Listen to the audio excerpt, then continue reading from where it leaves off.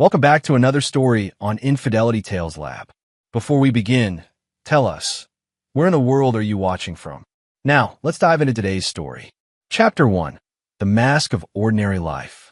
Kenneth Witt sat in his weathered pickup truck outside the elementary school, watching children stream through the gates like colorful confetti scattered by the wind. His calloused hands gripped the steering wheel as he waited for his daughter Lori to emerge. To any observer, he was just another working-class father. Flannel shirt worn thin at the elbows, steel-toed boots caked with construction site mud, and a face that bore the quiet dignity of a man who earned his living with his hands. But Kenneth Witt was not ordinary. Beneath the carefully constructed facade of a small-town contractor lay secrets that could topple governments and end lives with a single phone call. "Daddy!" Lori's voice cut through his thoughts as the 8-year-old bounded toward the truck, her backpack bouncing against her small frame. Behind her walked Jason, 13, and already showing the rebellious slouch that marked his transition into adolescence. "How was school, princess?" Kenneth asked, his voice carrying the gentle warmth he reserved only for his children. "Mrs. Peterson says I'm the best reader in 2nd grade." Lori beamed, climbing into the cab. Jason slumped into the passenger seat without a word, earbuds already plugging him into a world where his father didn't exist. Kenneth had noticed the distance growing between them over the past year, but he'd attributed it to typical teenage rebellion. He had no idea how deep the betrayal actually ran. The drive home to their modest ranch house on Maple Street was routine. Past the diner where old-timers nursed coffee and complaints, past the hardware store where Kenneth had built his cover identity over 5 years of careful cultivation. He'd become Ken the contractor, the guy who showed up on time, did quality work, and never asked questions. The perfect mask for a man whose real job had been erasing problems for the most powerful people on Earth. Charlene's silver Honda was already in the driveway when they arrived. Through the kitchen window, Kenneth could see his wife of 15 years moving about, preparing dinner. She still turned heads at 38. Auburn hair that caught sunlight like copper wire, green eyes that had once looked at him with genuine love, and a smile that had convinced him to leave his old life behind. That life seemed like a dream now. Code names, midnight extractions, governments that rose and fell based on decisions made in rooms that didn't officially exist. Kenneth had been known by many names in those circles: the Wolf, Shepherd 6, the Cleaner. He'd been a man sent when other operatives failed, when situations required someone willing to cross lines that others wouldn't even acknowledge existed. 5 years ago, he'd walked away from it all. Officially, Kenneth Witt had died in a classified operation in Eastern Europe. Unofficially, he'd been granted something rarer than diamonds in his world: a clean exit. The price had been simple: complete severance from his former life, periodic check-ins with his handler Preston Vaughn, and absolute discretion about his past. He'd thought it was worth it. He'd thought love could heal the hollow places that years of darkness had carved in his soul. "Kenneth," Charlene called from the kitchen, her voice carrying a note he couldn't quite identify. "Can you come in here for a minute?" As he walked through the front door, Lori chattering about her day, Kenneth's trained instincts whispered warnings he chose to ignore. The house felt different, charged with an undercurrent of tension that made the hair on his neck stand up. But this was his family, his sanctuary. He pushed the feeling aside. Charlene stood by the stove, stirring a pot of chili with mechanical precision. She didn't turn when he entered, and her shoulders held a rigid tension that spoke of decisions already made. "We need to talk," she said, still not facing him. "About what?" Kenneth kept his voice neutral, though every alarm in his head was now screaming. "About us. About this life." She finally turned, and Kenneth saw something in her eyes that cut deeper than any blade he'd ever faced. It wasn't anger or even sadness. It was indifference. Cold, complete indifference. "I can't do this anymore, Kenneth. I can't pretend that this is enough." The words hit him like a physical blow. "What are you talking about?" "This." She gestured around the kitchen with its cheerful yellow walls and family photos. This small town, paycheck-to-paycheck existence. The broken-down truck, the second-hand furniture, the constant worry about money. "I deserve better than this." Kenneth felt the foundations of his world shifting beneath his feet. We agreed. You agreed, Charlene snapped. You decided we should move here, that you should become a contractor, that we should live like poor people. I never wanted this life, Kenneth. I never wanted any of this. The cruelty in her voice was like ice water in his veins. This wasn't the woman who had once told him that love mattered more than money, who had said she'd follow him anywhere. This was someone else entirely, someone cold and grasping and utterly foreign. What about the kids? He asked quietly. What about them? Jason's already embarrassed by you. Do you see how he won't even talk to you anymore? And Lori, she's young enough to adapt. Children are resilient. Kenneth's hands clenched at his sides. In his former life, he'd killed men for far less than what Charlene was doing to him now. But this was his wife, the mother of his children, the woman he'd given up everything for. There's someone else, he said. It wasn't a question. Charlene's chin lifted defiantly. Vincent Cowan owns 3 car dealerships and a construction company. He can give me the life I deserve. The life I should have had all along. Vincent Cowan. Kenneth filed the name away with the cold precision of a man cataloging targets. How long? 8 months. No shame, no apology. Just fact delivered like a weather report. 8 months. While Kenneth had been working 18-hour days to save money for Lori's birthday party, his wife had been planning his destruction. While he'd been lying awake at night worrying about making the mortgage payment, she'd been lying awake planning her escape. I want a divorce, Charlene continued. I've already spoken to a lawyer. Vincent says he'll help with the legal fees. Kenneth looked at this woman, this stranger wearing his wife's face, and felt something fundamental break inside him. Not his heart, though that was certainly shattered. Something deeper. Something that had kept the old Kenneth leashed and dormant for 5 years. The kids, he asked again, will stay with me. Vincent's willing to be a father to them. A better father than you've been. The words were designed to wound, and they found their mark. Kenneth had tried so hard to be a good father, to give his children the stability he'd never had. He'd coached Jason's little league team, taught him to throw a curveball and change a tire. He'd read bedtime stories to Lori every night, built her a treehouse with his own hands, and never missed a school play or parent-teacher conference. But he'd also had to work constantly to make ends meet. The cover identity he'd chosen, a small-time contractor, didn't allow for the kind of wealth that could compete with someone like Vincent Cowan. He'd thought his children understood that love mattered more than money. Apparently, they didn't. Where are they now? Kenneth asked. Jason's at basketball practice. Lori's upstairs doing homework. And after dinner, Charlene's eyes hardened. Vincent's taking us to dinner at the country club. He wants to meet the children properly. The casual way she said it, as if introducing her lover to her children while their father stood in the kitchen was the most natural thing in the world, nearly broke Kenneth's legendary self-control. I see. His voice was very quiet now, carrying undertones that would have made hardened killers take a step back. But Charlene didn't know Kenneth well enough to recognize the danger signs. I'll pack your things, she said dismissively.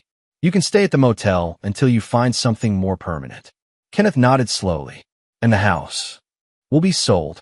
Vincent says the market's good right now. Of course it would be sold. The house Kenneth had bought with money earned by blood and darkness. The house where he'd read bedtime stories and fixed broken toys and tried to build something pure and clean to balance the scales of his past. I need to get a few things from the garage, Kenneth said. Charlene waved him away like a bothersome fly. Whatever. Just make it quick. Vincent's picking us up at 6. Kenneth walked to the garage with measured steps, his mind already shifting into the cold, calculating mode that had made him a legend in circles that didn't officially exist. The old Kenneth, the husband and father, was dying. The wolf was stirring from his 5-year slumber. In the back corner of the garage, hidden behind paint cans and garden tools, was a metal toolbox that looked identical to dozens of others. But this one had a false bottom, and in that hidden compartment lay the tools of Kenneth's former trade. Satellite phone, encrypted communicator, access codes that could open doors most people didn't know existed. And most importantly, a business card with a single phone number and no name. Kenneth picked up the satellite phone and dialed a number he'd memorized but never expected to use again. Shepherd 6, a familiar voice answered. It's been a long time.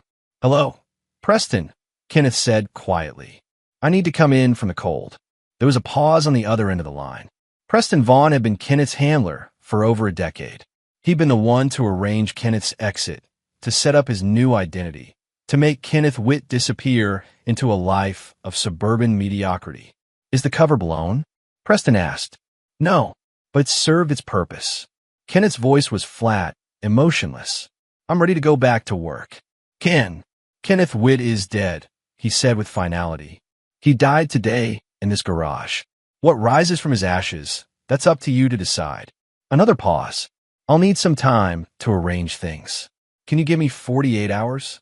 I can give you until my family learns exactly what kind of man they've betrayed. Kenneth ended the call and stared at the phone for a long moment.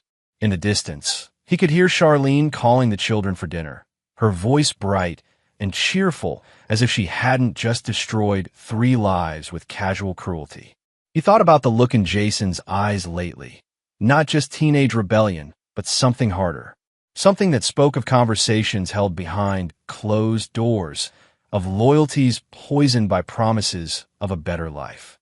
And Lori, sweet, innocent Lori, who would be taught to see her father as the poor relation, the failure, the man who couldn't provide the luxuries that Vincent Cowan's money could buy.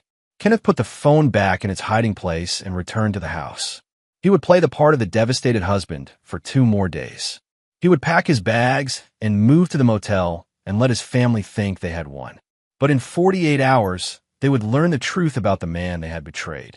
They would discover that Kenneth Witt had never been real, that he was just a role played by someone far more dangerous. And by then, it would be far too late for apologies. Chapter 2. The Price of Betrayal.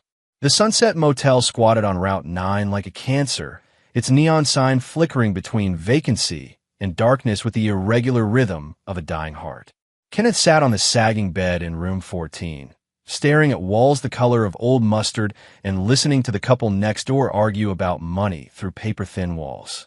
47 hours had passed since his conversation with Preston Vaughn. In that time, Kenneth had watched his family step seamlessly into their new life as if he had never existed. Through carefully placed surveillance, old habits died hard. He'd observed Charlene shopping for a new wardrobe with Vincent's credit card, Jason getting fitted for private school uniforms, and Lori being showered with toys and clothes that Kenneth's contractor wages could never have provided. The speed of their transition was breathtaking in its cruelty. No mourning period, no difficult adjustment. Just immediate gratitude for their elevation to a higher social class. His encrypted phone buzzed. A text message with just an address and a time. Midnight. Warehouse District. Pier 7. Kenneth deleted the message and checked his watch. 11:30 p.m. Time to shed the last vestiges of Kenneth Witt forever. The Warehouse District at midnight was a maze of shadows and fog rolling in from the harbor. Kenneth's footsteps echoed off wet pavement as he made his way to Pier 7, where a black sedan waited with its engine running. The driver's window rolled down, revealing Preston Vaughn's weathered face. Get in, Preston said simply. Kenneth slid into the passenger seat and studied his former handler. Preston looked older, gray threading through his dark hair, new lines around his eyes, but the intelligence in his gaze remained sharp as a blade. You look like hell, Preston observed. I feel worse. Kenneth's voice was rough from disuse. He'd barely spoken to anyone in 2 days. Tell me you have something for me. I do. But first, I need to know if you're sure about this. Once you're back in the game, there's no returning to suburban anonymity. Kenneth Witt dies tonight, permanently. Good. He was weak. He let emotion cloud his judgment. Preston studied him for a long moment. What happened, Ken? The reports said you were settled. Happy. Kenneth's laugh was bitter as winter wind. My wife decided she deserved better than a contractor's wages. My son decided he was embarrassed by his blue-collar father. My daughter. He stopped, unable to voice the betrayal of a child who had once worshipped him. And now they're going to learn what they threw away. Kenneth's voice dropped to a whisper that somehow carried more menace than a shout. They're going to understand exactly what kind of man they betrayed. Preston nodded slowly. I've arranged a new identity. Marcus Stone, security consultant with an impeccable reputation and connections that reach into very dark places.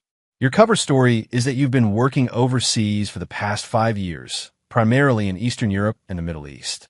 High-level corporate security, government contracts, the kind of work that pays extremely well and requires absolute discretion. Assets: offshore accounts totaling $47 million. Property in Switzerland, the Caymans, and Montana. A portfolio of investments that generate approximately $2 million annually in passive income. Kenneth felt the first smile he'd experienced in days cross his face. It wasn't a pleasant expression. And my current assignment? Protecting the family of Vincent Cowan. The irony was so perfect that Kenneth actually laughed, a sound devoid of humor, but rich with dark promise. Explain. Vincent Cowan owns 3 car dealerships and a construction company, as you know. What you don't know is that he also launders money for some very unpleasant people. Russian mob, cartel money, the kind of cash that comes with strings attached. He's been skimming from his partners, thinking he's clever enough to hide it. How much? $3 million over the past 2 years. His partners found out 3 days ago. They've put a contract out on him and anyone close to him. Kenneth's mind raced through the possibilities. So, I'm hired to protect him from the very people he's been stealing from. And my family, his new family, will be considered legitimate targets. Exactly. Your job is to keep Vincent Cowan alive long enough for us to determine exactly how much information he has about his partner's operations. Information that certain government agencies would find very valuable. And if Cowan doesn't cooperate? Preston shrugged. Accidents happen in our line of work. Protective details fail. Sometimes despite our best efforts, the bad guys win. Kenneth understood. He would have complete control over Vincent Cowan's fate, and by extension, his family's fate. The man who had stolen his wife and children would live or die based entirely on Kenneth's whim. When do I start? Tomorrow morning. Vincent has already been contacted by a government intermediary.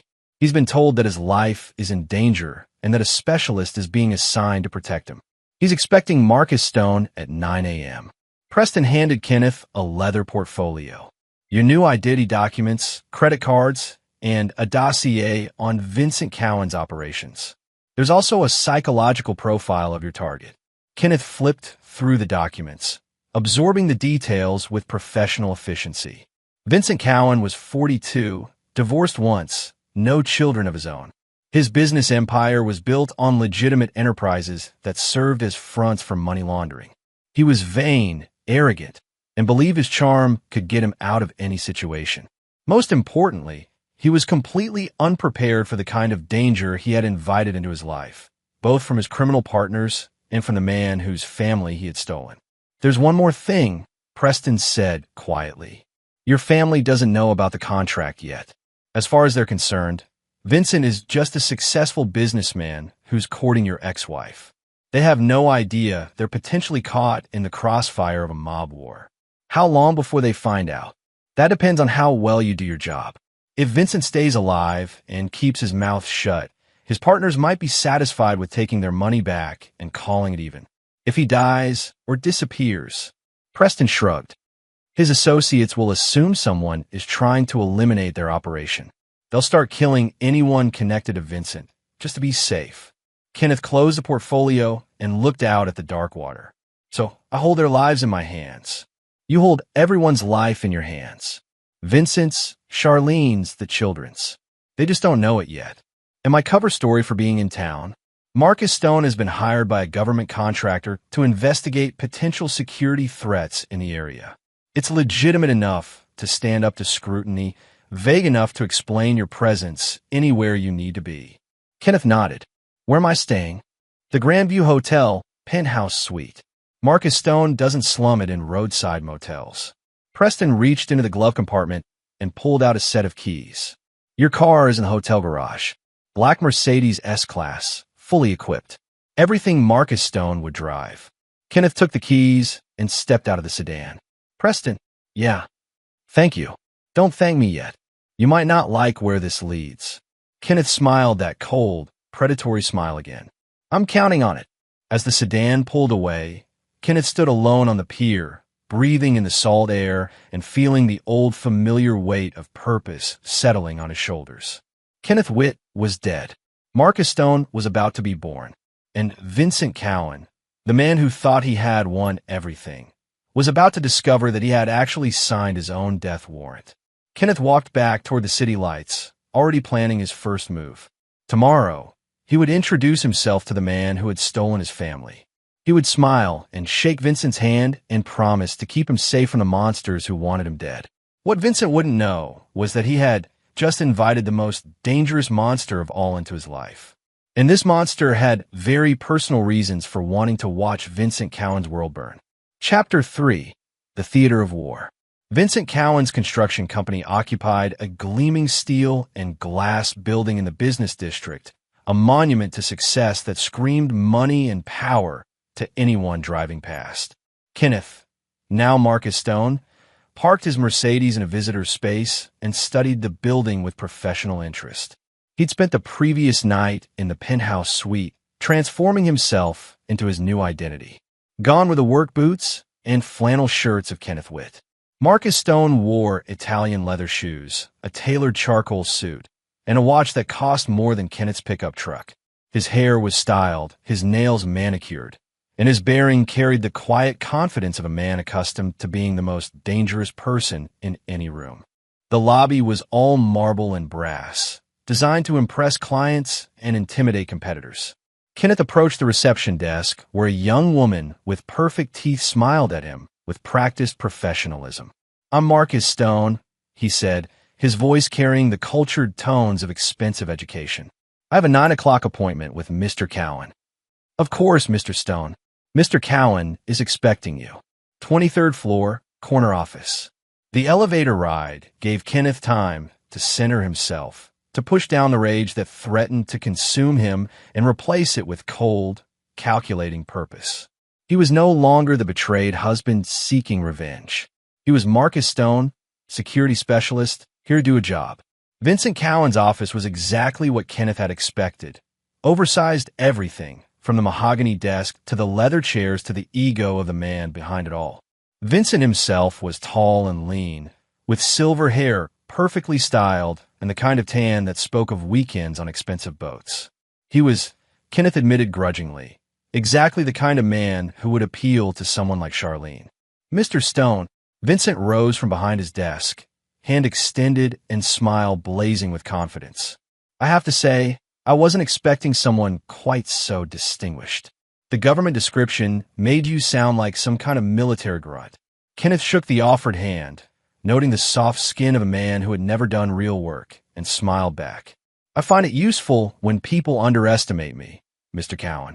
It makes my job easier. Please call me Vincent.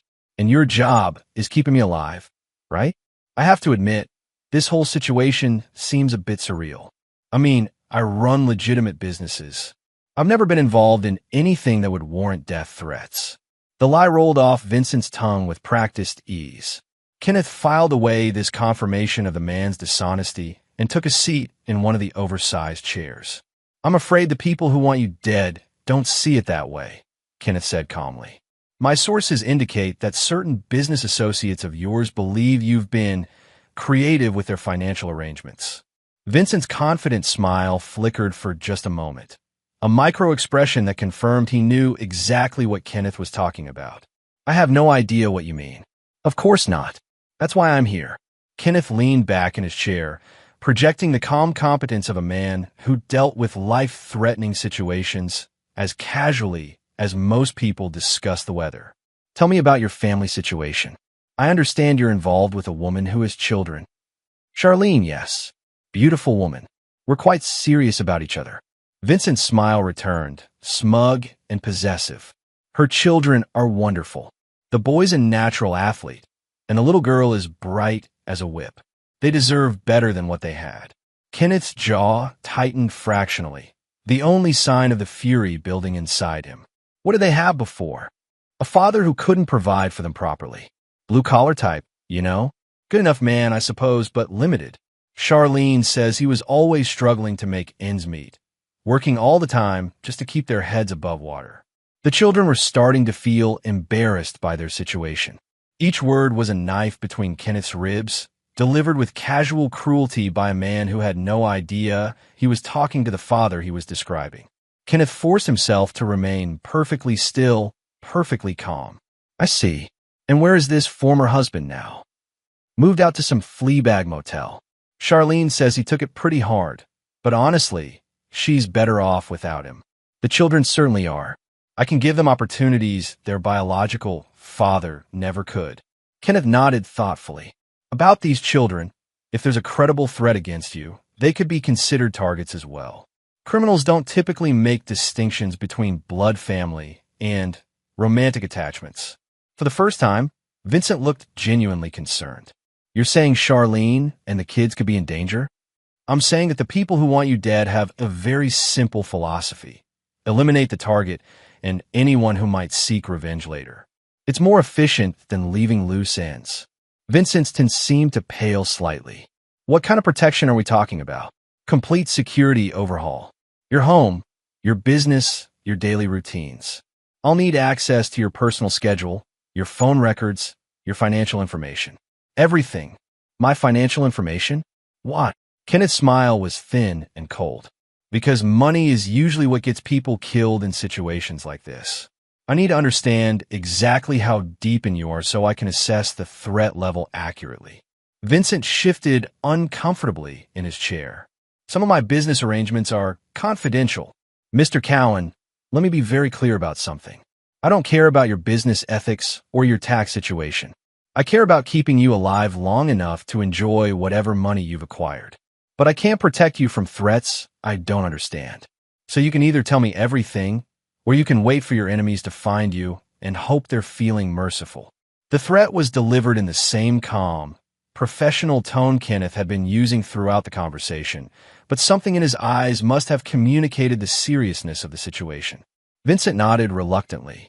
Fine, but this information doesn't go anywhere, right? Client confidentiality? Absolutely. Dead clients don't pay their bills. Vincent spent the next hour detailing his money laundering operation with the reluctance of a man confessing his sins. $3 million skimmed over 2 years, hidden in offshore accounts that he thought were untraceable. Partners who had trusted him with their dirty money and were now planning to kill him for his betrayal. Kenneth listened with professional interest, mentally cataloging every detail. Vincent Cowan wasn't just a thief. He was a stupid thief who had stolen from people who collected debts with bullets and buried their problems in shallow graves. I need to meet your family, Kenneth said when Vincent finished his confession. If I'm going to protect them, I need to assess their security consciousness and establish protocols. Of course, we're all having dinner tonight at the country club. Why don't you join us? I can introduce you as a business associate. Perfect. Kenneth stood and straightened his jacket. I'll need a complete guest list for tonight, as well as the layout of the club and the names of all staff who will be working. I'll also need to inspect your home and establish security protocols there. Jesus, is all that really necessary? Kenneth looked at Vincent with the cold stare of a professional killer. Mr. Cowan, 3 days ago, a very dangerous organization put a price on your head. Yesterday, they started moving assets into position. Tonight, they'll begin implementing their plan. Everything I do from this moment forward is absolutely necessary. The only question is whether you want to be alive next week to regret the decisions that put you in this position. Vincent swallowed hard and nodded. Whatever you need. Excellent. I'll pick you up at your home at 6 o'clock. We'll drive to the club together so I can assess potential threats along the route. Kenneth shook Vincent's hand again and left the office, his mind already racing ahead to the evening's possibilities. Tonight, he would come face to face with Charlene and the children for the first time since their betrayal. They would see him as Marcus Stone, successful security specialist, a man with obvious wealth and power. They would see what they had thrown away when they chose Vincent Cowan's money over Kenneth Witt's love. But more importantly, tonight would begin the careful choreography of Vincent Cowan's destruction. Kenneth would protect him from outside threats while systematically dismantling his life from within. Every security measure would become a trap. Every protection would become a prison. Vincent Cowan thought he had won Charlene and the children through superior wealth and status. But he had actually stolen them from a man who killed for a living and had never learned to forgive. Tonight, the real war would begin. Chapter 4. Face to Face with Ghosts. The Grandview Country Club squatted on 50 acres of manicured perfection, its colonial facade and rolling golf course screaming old money and exclusivity. Kenneth Marcus Stone drove his Mercedes through the gates at precisely 7 p.m., having spent the previous hour conducting security sweeps of the building and grounds. Vincent sat in the passenger seat, nervously adjusting his tie and making small talk that Kenneth ignored. The man had no idea that his protector was planning his destruction with the same methodical precision he used to plan security protocols. "There they are," Vincent said as they pulled into the circular drive. Kenneth's breath caught in his throat despite his professional composure. Charlene stood on the club steps wearing an emerald green dress that hugged her figure and caught the light from the building's facade. Beside her stood Jason, uncomfortable in a blazer and tie that probably cost more than most teenagers' entire wardrobes. And Lori. Lori wore a pink dress with white tights and patent leather shoes, her hair done up in careful curls that framed her face like a halo. She looked like a different child, not the daughter who had run to his truck each day after school, but a small stranger being groomed for a world Kenneth had never been able to provide. "Beautiful family," Kenneth said, his voice perfectly controlled. "They are, aren't they? Charlene's quite the catch. Can't believe her ex-husband let her slip away." Kenneth parked the car and stepped out, his movements fluid and confident. As they approached the steps, Charlene's eyes widened slightly as she took in Marcus Stone's expensive clothes and obvious sophistication. "Charlene, kids, I'd like you to meet Marcus Stone," Vincent said proudly. "He's a security consultant who's going to be working with me for a while." Kenneth extended his hand to Charlene, noting the way her fingers lingered against his and the calculating look in her eyes as she assessed his obvious wealth. "Pleasure to meet you, Mrs. Douglas," she said quickly. "Charlene Douglas. I've gone back to my maiden name." The lie was smooth and practiced. She was still legally Charlene Witt, would be until the divorce was finalized, but she was already erasing Kenneth from her identity. "And these must be your children," Kenneth said, turning to Jason and Lori. Jason mumbled a greeting without meeting Kenneth's eyes, but Lori stepped forward with the confidence that her new clothes and circumstances had apparently given her. "I'm Lori," she said brightly. "Are you here for dinner too?" "I am indeed, Miss Lori. Your mother's friend Vincent has asked me to join you." Kenneth studied his children with professional detachment, noting the changes that 2 days of Vincent's influence had wrought. Jason's posture was different, less slouched, more confident. His shoes alone probably cost $500. Lori's innocence remained, but there was a new awareness in her eyes, an understanding that money meant options and options meant power. They had been bought, both of them, as easily as Vincent had bought their mother. "Shall we go in?" Vincent asked, placing a possessive hand on the small of Charlene's back. The country club's dining room was everything Kenneth had expected. Crystal chandeliers, white tablecloths, and the hushed conversations of people who had never worried about money. The maitre d' led them to a corner table with excellent sight lines, exactly what Kenneth would have requested for security purposes. "So, Marcus," Charlene said once they were seated, "what kind of security work do you do?" "Corporate protection, primarily. I specialize in situations where executives face credible threats from business rivals or criminal organizations." Charlene's eyes sharpened with interest. "That sounds exciting and profitable." "It can be both. The clients who need my services tend to compensate well for discretion and competence." "Have you always done this kind of work?" Jason asked, speaking for the first time since they'd been introduced. Kenneth met his sons, eyes across the table. "I spent several years in military special operations before transitioning to private sector work. The skills transfer quite well." "Like what kind of skills?" Lori piped up. "Languages, tactical planning, risk assessment. The ability to remain calm under pressure." Kenneth's voice was casual, but his words carried undertones that Vincent missed entirely. "Marcus served in some very dangerous places," Vincent added importantly. Eastern Europe, the Middle East. The kind of assignments that require serious security clearance. Charlene leaned forward slightly, her interest obvious. That must have been lonely work. Are you married? The question hit Kenneth like a physical blow, but his expression remained pleasantly neutral. I was. The demands of the job made it difficult to maintain personal relationships. I'm sorry, Charlene said with practiced sympathy. It must be hard to sacrifice so much for your career. Kenneth's smile was thin as a razor blade. Sometimes the things we think we're sacrificing turn out not to have been worth keeping. The conversation continued through dinner, with Vincent preening like a peacock as he showed off his new family and his expensive security consultant. Charlene played the perfect hostess, charming and interested, while the children adapted to their new environment with the resilience that Vincent had mentioned. Kenneth watched it all with the detached fascination of a scientist observing lab rats. They had all slipped so easily into this new life, as if their previous existence had been nothing more than an unpleasant dream from which they had finally awakened. Marcus, you simply must see Vincent's new house, Charlene said as dessert arrived. It's absolutely gorgeous. Nothing like the cramped little place we were stuck in before. I'd be happy to, Kenneth replied. In fact, I'll need to conduct a security assessment of the property. Given the nature of the threats Vincent faces, his home will require significant upgrades. What kind of upgrades? Jason asked. Security cameras, motion detectors, reinforced entry points. Possibly a safe room if the threat level warrants it. Vincent nodded importantly. Money's no object when it comes to protecting my family. His family. Kenneth's hands clenched imperceptibly under the table. These were still his children, still legally his wife, but Vincent spoke of them as if they were possessions he had purchased.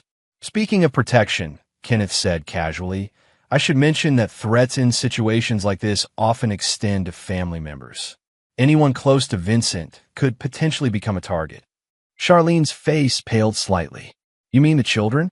I mean anyone the opposition might use for leverage. Wife, children, even ex-spouses in some cases. Vincent frowned. Ex-spouses? You mean Charlene's former husband? Criminals don't typically make fine distinctions about legal relationships. If they think hurting someone will cause Vincent pain, that person becomes a potential target. Kenneth watched Charlene's face as the implications sank in. She was thinking about Kenneth Witt, alone in his motel room, completely unaware that he might be in danger because of her new relationship. Maybe we should warn him, she said quietly. Warn who? Vincent asked sharply. Ken, my ex-husband. If he could be in danger because of us. Absolutely not, Vincent said firmly. We're not dragging him into this. Besides, what's he going to do? Hide in his motel room? The man can barely afford cable television. Kenneth felt the old familiar rage building in his chest, but his voice remained perfectly calm. Actually, Mr. Cowan, involving the ex-husband might not be a bad idea. If these people are thorough, and they usually are, they've already identified him as a potential pressure point. Better to bring him into the security loop than leave him as a vulnerability. No, Vincent said flatly, I won't have that man anywhere near my family. His family. There was again. Kenneth memorized the words, filed them away with all the other insults and injuries he would repay with interest. As you wish, Kenneth said calmly. Though I should point out that if something happens to him, it will traumatize the children and potentially destabilize the entire family dynamic. Lori looked up from her ice cream. What would happen to Daddy? The word hit Kenneth like a bullet to the chest. She still called him Daddy, even after 2 days of Vincent's largesse. Nothing's going to happen to your father, sweetheart, Charlene said quickly. Mr. Stone is just being thorough.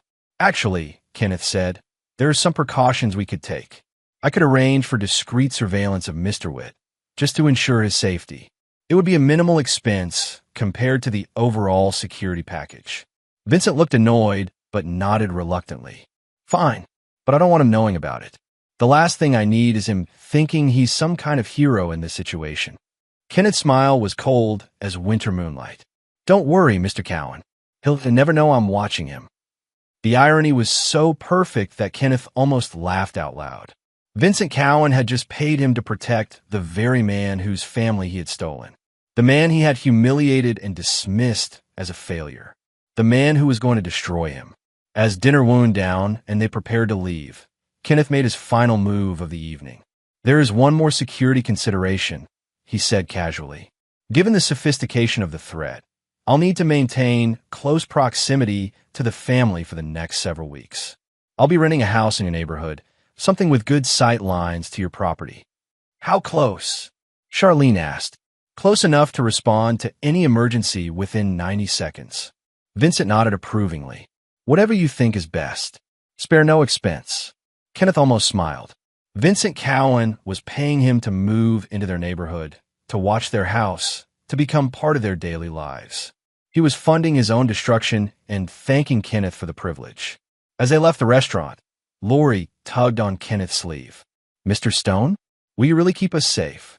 Kenneth looked down at his daughter, his beautiful, innocent daughter who had no idea she was talking to the father she thought she'd left behind. "I promise you, Lori," he said quietly, "that I will do everything in my power to protect what matters most." She smiled and skipped ahead to catch up with Jason and Charlene. Kenneth watched her go, his heart breaking and hardening simultaneously. He would protect her. He would protect both his children.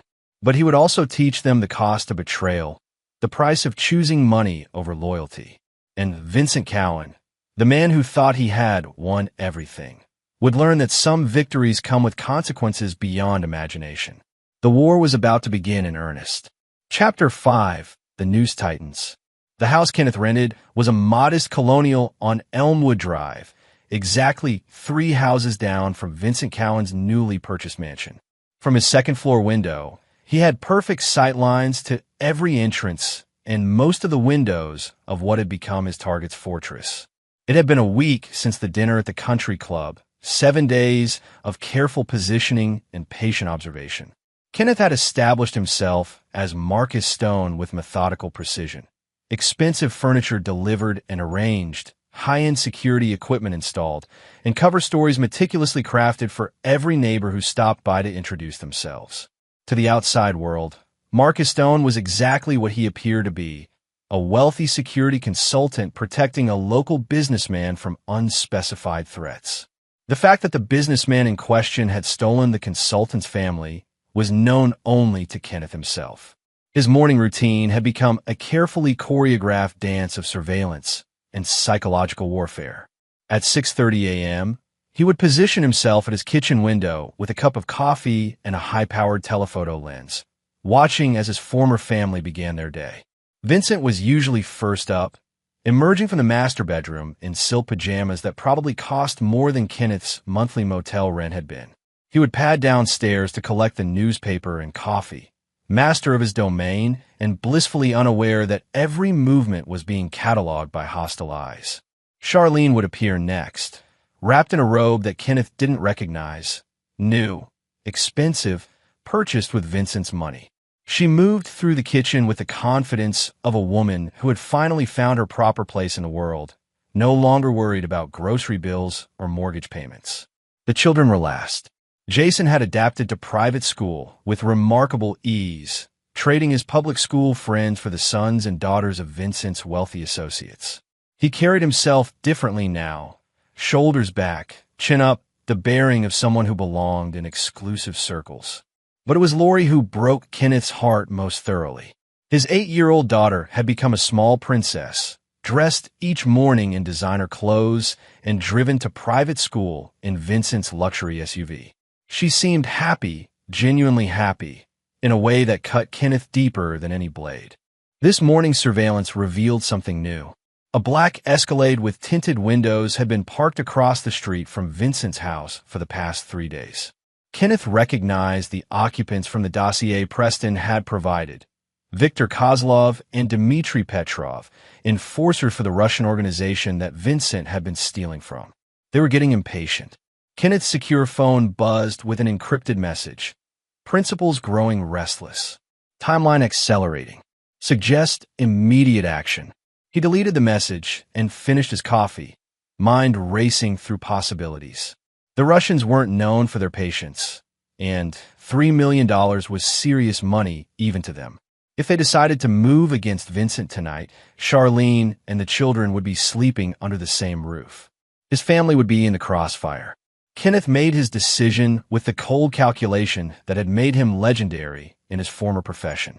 He had originally planned to let the situation develop slowly, to savor Vincent's gradual destruction over weeks or months. But if the Russians forced the timeline, he would adapt. Today, Vincent Cowan would learn exactly how much danger he had brought into his new family's life. At 9 a.m. sharp, Kenneth rang the doorbell of Vincent's mansion.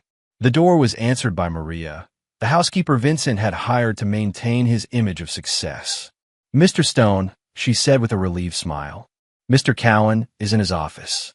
He's been very nervous this morning." Kenneth found Vincent pacing behind his oversized desk, still in his silk pajamas and looking like a man who hadn't slept well. "Marcus, thank God you're here. I think someone's been watching the house." "The black Escalade," Kenneth said calmly. "Viktor Kozlov and Dmitry Petrov. I've been monitoring them for the past 72 hours. Vincent's face went pale. "You know who they are? I know everything about them. Their methods, their capabilities, their timeline for action." Kenneth's voice was matter-of-fact, as if discussing the weather. "They're here to kill you, Vincent. The only question is when." Jesus Christ. Vincent collapsed into his chair, suddenly looking older than his 42 years. "What do? We have two options. We can arrange for your immediate relocation to a secure facility until this situation resolves itself, or we can end the threat permanently." "End it? What do you mean, end it?" Kenneth's smile was thin and predatory. "I mean, we kill them before they kill you." Vincent stared at him in shock. "We can't just... these are people. Human beings. Human beings who have spent the past week planning the murder of your entire family," Kenneth replied coldly. "Viktor Kozlov has personally killed 14 people that we know of. Dmitry Petrov specializes in making deaths look accidental. They're not here to negotiate, Vincent. They're here to erase you and anyone who might seek revenge later. But the police won't arrive in time to save you. By the time you call 911, you'll already be dead." Kenneth leaned forward, his eyes boring into Vincent's. "These men are professionals. They've killed families before. Husbands, wives, children. It makes no difference to them." Vincent's hands shook as he reached for his coffee cup. "What about Charlene and the kids? Can we get them somewhere safe?" "Where?" Kenneth asked. "Your house is being watched. Any attempt to leave will be seen as evidence that you're running. That would accelerate their timeline from days to hours. So what do you suggest?" Kenneth stood and walked to the window, looking out at the perfectly manicured yard where his children played just a week ago. "I suggest we go on the offensive. Tonight, when they make their move, we'll be ready for them." I'm not a killer, Marcus. I'm a businessman." Kenneth turned back to Vincent, his expression carefully neutral. "You're a businessman who stole $3 million from the Russian mob. You forfeited any claim to innocence the moment you decided their money was yours." The words hit their mark. Vincent flinched as if Kenneth had struck him physically. "I need guarantees," Vincent said quietly. "I need to know that Charlene and the children will be safe." "I can guarantee their safety," Kenneth replied, "but only if you follow my instructions exactly. No deviation, no second-guessing, no attempting to contact the authorities. You do exactly what I tell you when I tell you, or your new family dies tonight." Vincent nodded reluctantly. "What do you need me to do?" Kenneth pulled out his phone and showed Vincent a photograph of a storage unit key. "This key opens Unit 47 at the Riverside Storage Facility.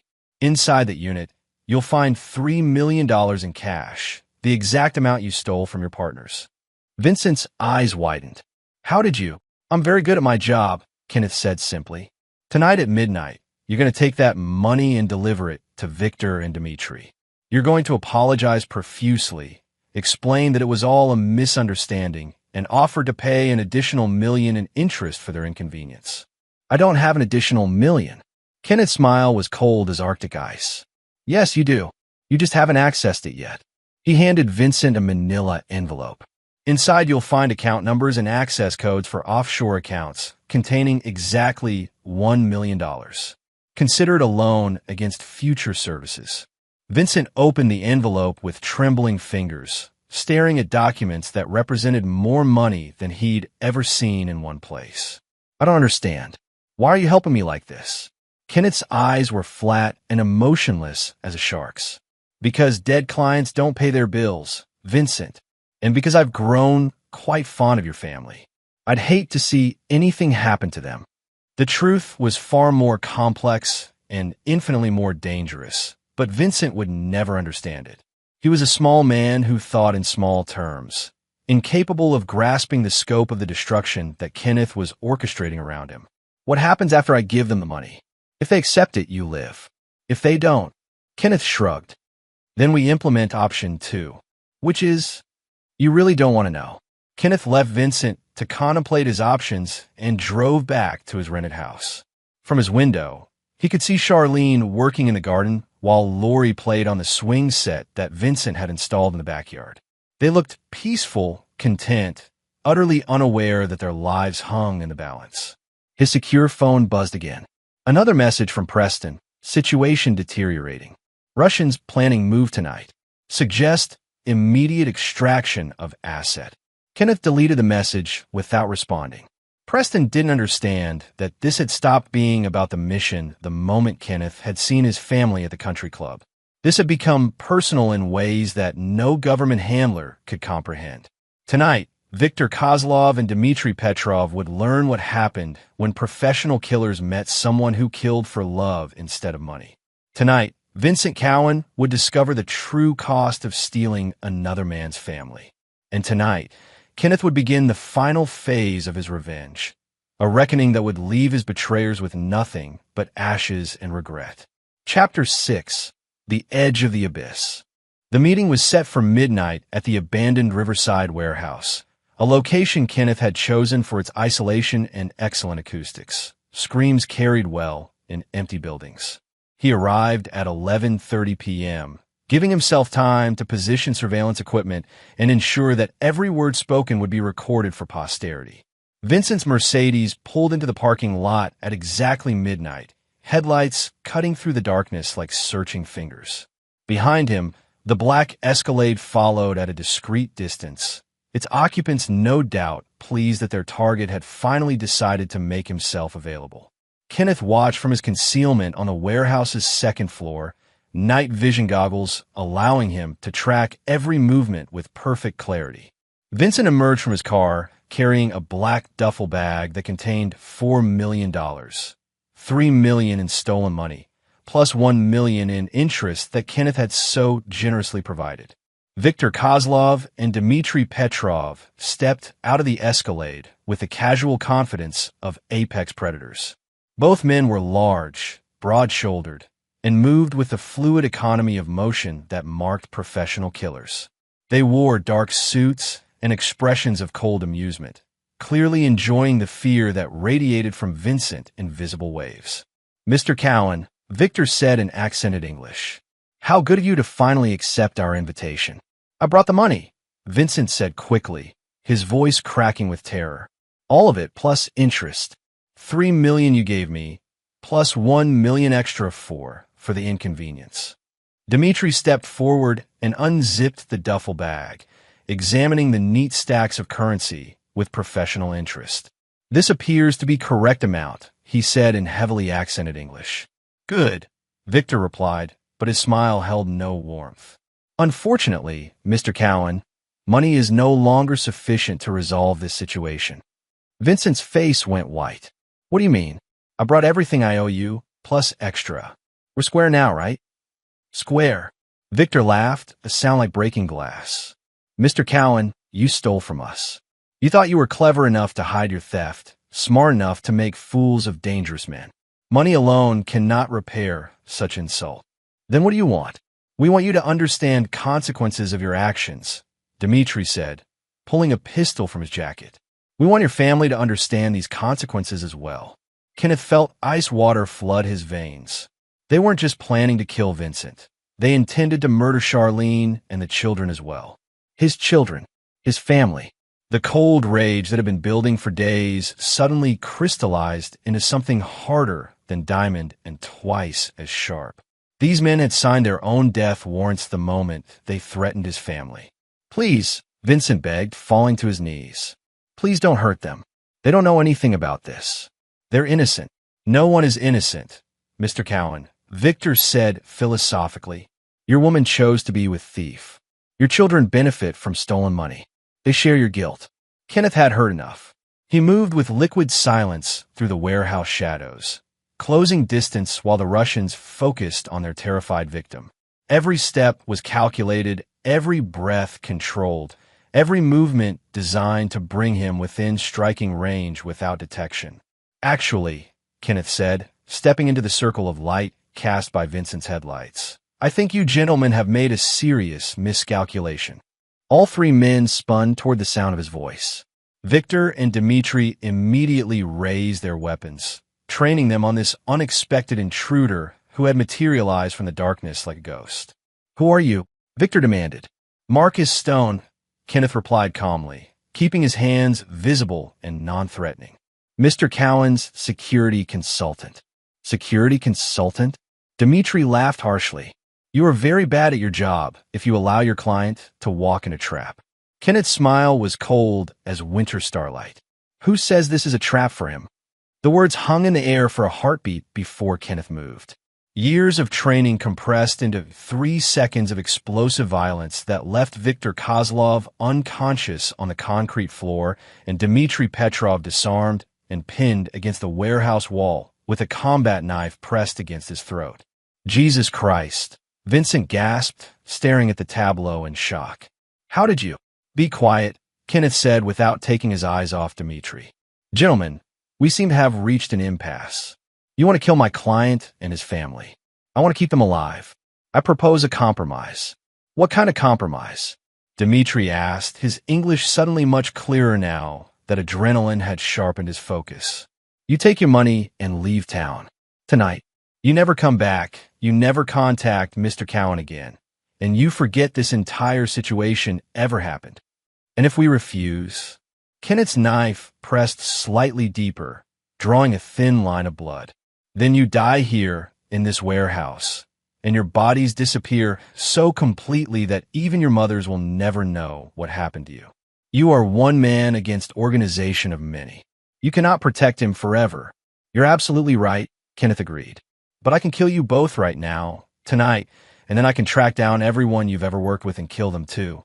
I can make your entire organization bleed until they decide that $4 million isn't worth the casualties I'll inflict." Something in Kenneth's voice, a quality that spoke of absolute certainty and unlimited capacity for violence, made Dmitri's eyes widen with recognition. "You're not security consultant," he said quietly. "No," Kenneth agreed. "I'm something much worse. I'm a man protecting his family." The implications of that statement settled over the warehouse like a cold fog. Vincent stared at Kenneth in confusion, not understanding the subtext, but Dmitri got it immediately. This wasn't about money or professional obligation. This was personal in the most dangerous way possible. "We take money and leave," Dmitri said quickly. "No more contact with Mr. Cowan. Debt is settled." "Smart choice." Kenneth stepped back, keeping the knife visible but no longer actively threatening. "Help your friend to his feet. You have 30 minutes to be out of the city limits." Dmitri moved carefully to Victor, who was beginning to regain consciousness with the slow, painful movements of a man who had been struck by a professional. Together, they collected their money and stumbled toward their vehicle. "Mr. Stone," Victor called out just before reaching the Escalade. "What you have done tonight, it will not be forgotten." Kenneth's smile was predatory and filled with dark promise. "I'm counting on it." The Escalade disappeared into the night, carrying its cargo of defeated killers and their recovered money. Vincent stood in the sudden silence, staring at Kenneth as if seeing him for the first time. "Who are you?" Vincent asked quietly. "And don't tell me you're just a security consultant." "Security consultants don't move like that. They don't talk like that." Kenneth considered his answer carefully. "I'm someone who takes his responsibilities very seriously, Mr. Cowan, especially when those responsibilities involve protecting innocent children." But how did you know they were planning to kill Charlene and the kids? How did you even know about tonight? Because it's my job to know things, Kenneth replied. Because I've been watching and listening and preparing for this moment since the day you hired me. Vincent processed this information with the slow comprehension of a man whose worldview had just been shattered. You've been watching us? All of us. Every day. Every night. Every moment since I took this assignment. Kenneth's voice was flat, emotionless. I know that Jason has been having nightmares about his biological father. I know that Lori still cries for her daddy when she thinks no one can hear her. I know that Charlene lies awake wondering if she made the right choice. Each revelation hit Vincent like a physical blow. The security consultant he'd hired to protect his new family had been documenting their private moments, their vulnerabilities, their doubts. Why are you telling me this? Kenneth stepped closer, close enough that Vincent could see the cold fury burning in his eyes. Because I want you to understand something very important, Mr. Cowan. Tonight, I saved your life and the lives of your new family. I eliminated a threat that would have destroyed everything you think you've built. And I'm grateful. But, Kenneth continued, his voice dropping to a whisper, the Russians weren't the only threat you need to worry about. There are other dangers, other enemies you've made. People who won't be satisfied with just money. People who want something far more valuable than cash. What are you talking about? Kenneth's smile was terrible in its implications. I'm talking about the price of stealing another man's family, Vincent. I'm talking about consequences you haven't even begun to imagine. The truth hung in the air between them like a loaded weapon, but Vincent was too shocked and frightened to grasp its full meaning. He saw only what Kenneth wanted him to see, a security consultant with dangerous connections and unlimited capacity for violence. He had no idea he was looking at the husband he had cuckolded, the father whose children he had stolen, the man whose life he had destroyed with casual cruelty. Get in your car, Kenneth said quietly. Drive home. Kiss your new family goodnight. And remember that everything you have exists only because I allow it to exist. Vincent stumbled to his Mercedes with the unsteady gait of a man who had looked into an abyss and found something looking back. He drove away into the night, leaving Kenneth alone in the warehouse with his thoughts and his plans. The Russians had been dealt with, but they were just the opening move in a much larger game. Kenneth pulled out his secure phone and sent a single message to Preston. External threat neutralized. Proceeding to Phase 2. Phase 2 would be far more subtle than tonight's violence, far more personally devastating than the threat of Russian killers. Phase 2 would involve destroying Vincent Cowan from the inside out, stripping away everything he thought he had won until nothing remained but ashes and regret. Kenneth walked out of the warehouse and into the night, already planning the next moves in his carefully orchestrated revenge. Vincent thought tonight had been about protection. He had no idea it had actually been about preparation for his complete destruction. Chapter 7. The Unraveling begins. 3 days after the warehouse confrontation, Kenneth received a phone call that changed everything. He was reviewing surveillance footage from Vincent's house when his secure line buzzed with an incoming call from an unknown number. Marcus Stone, he answered with professional caution. Mr. Stone, this is General Malcolm Keith, commanding officer of Fort Braxton. I believe we need to talk. Kenneth's blood turned to ice water. General Keith was the man whose name had appeared in his past life's classified files, the officer who had recommended Kenneth for his most sensitive assignments. If Keith was calling, it meant his cover was compromised. I'm afraid you have a wrong number, General. Cut the shit, Shepard 6. I know exactly who you are and what you're doing in my jurisdiction. We need to meet. Tonight. The line went dead, leaving Kenneth staring at his phone with the expression of a man who had just felt the ground shift beneath his feet. Only a handful of people knew his old operational designation, and most of them were dead. If General Keith was one of the few still alive, it meant Kenneth's carefully constructed new identity was built on foundations far less solid than he had believed. The meeting was set for 2,100 hours at the abandoned airfield outside town.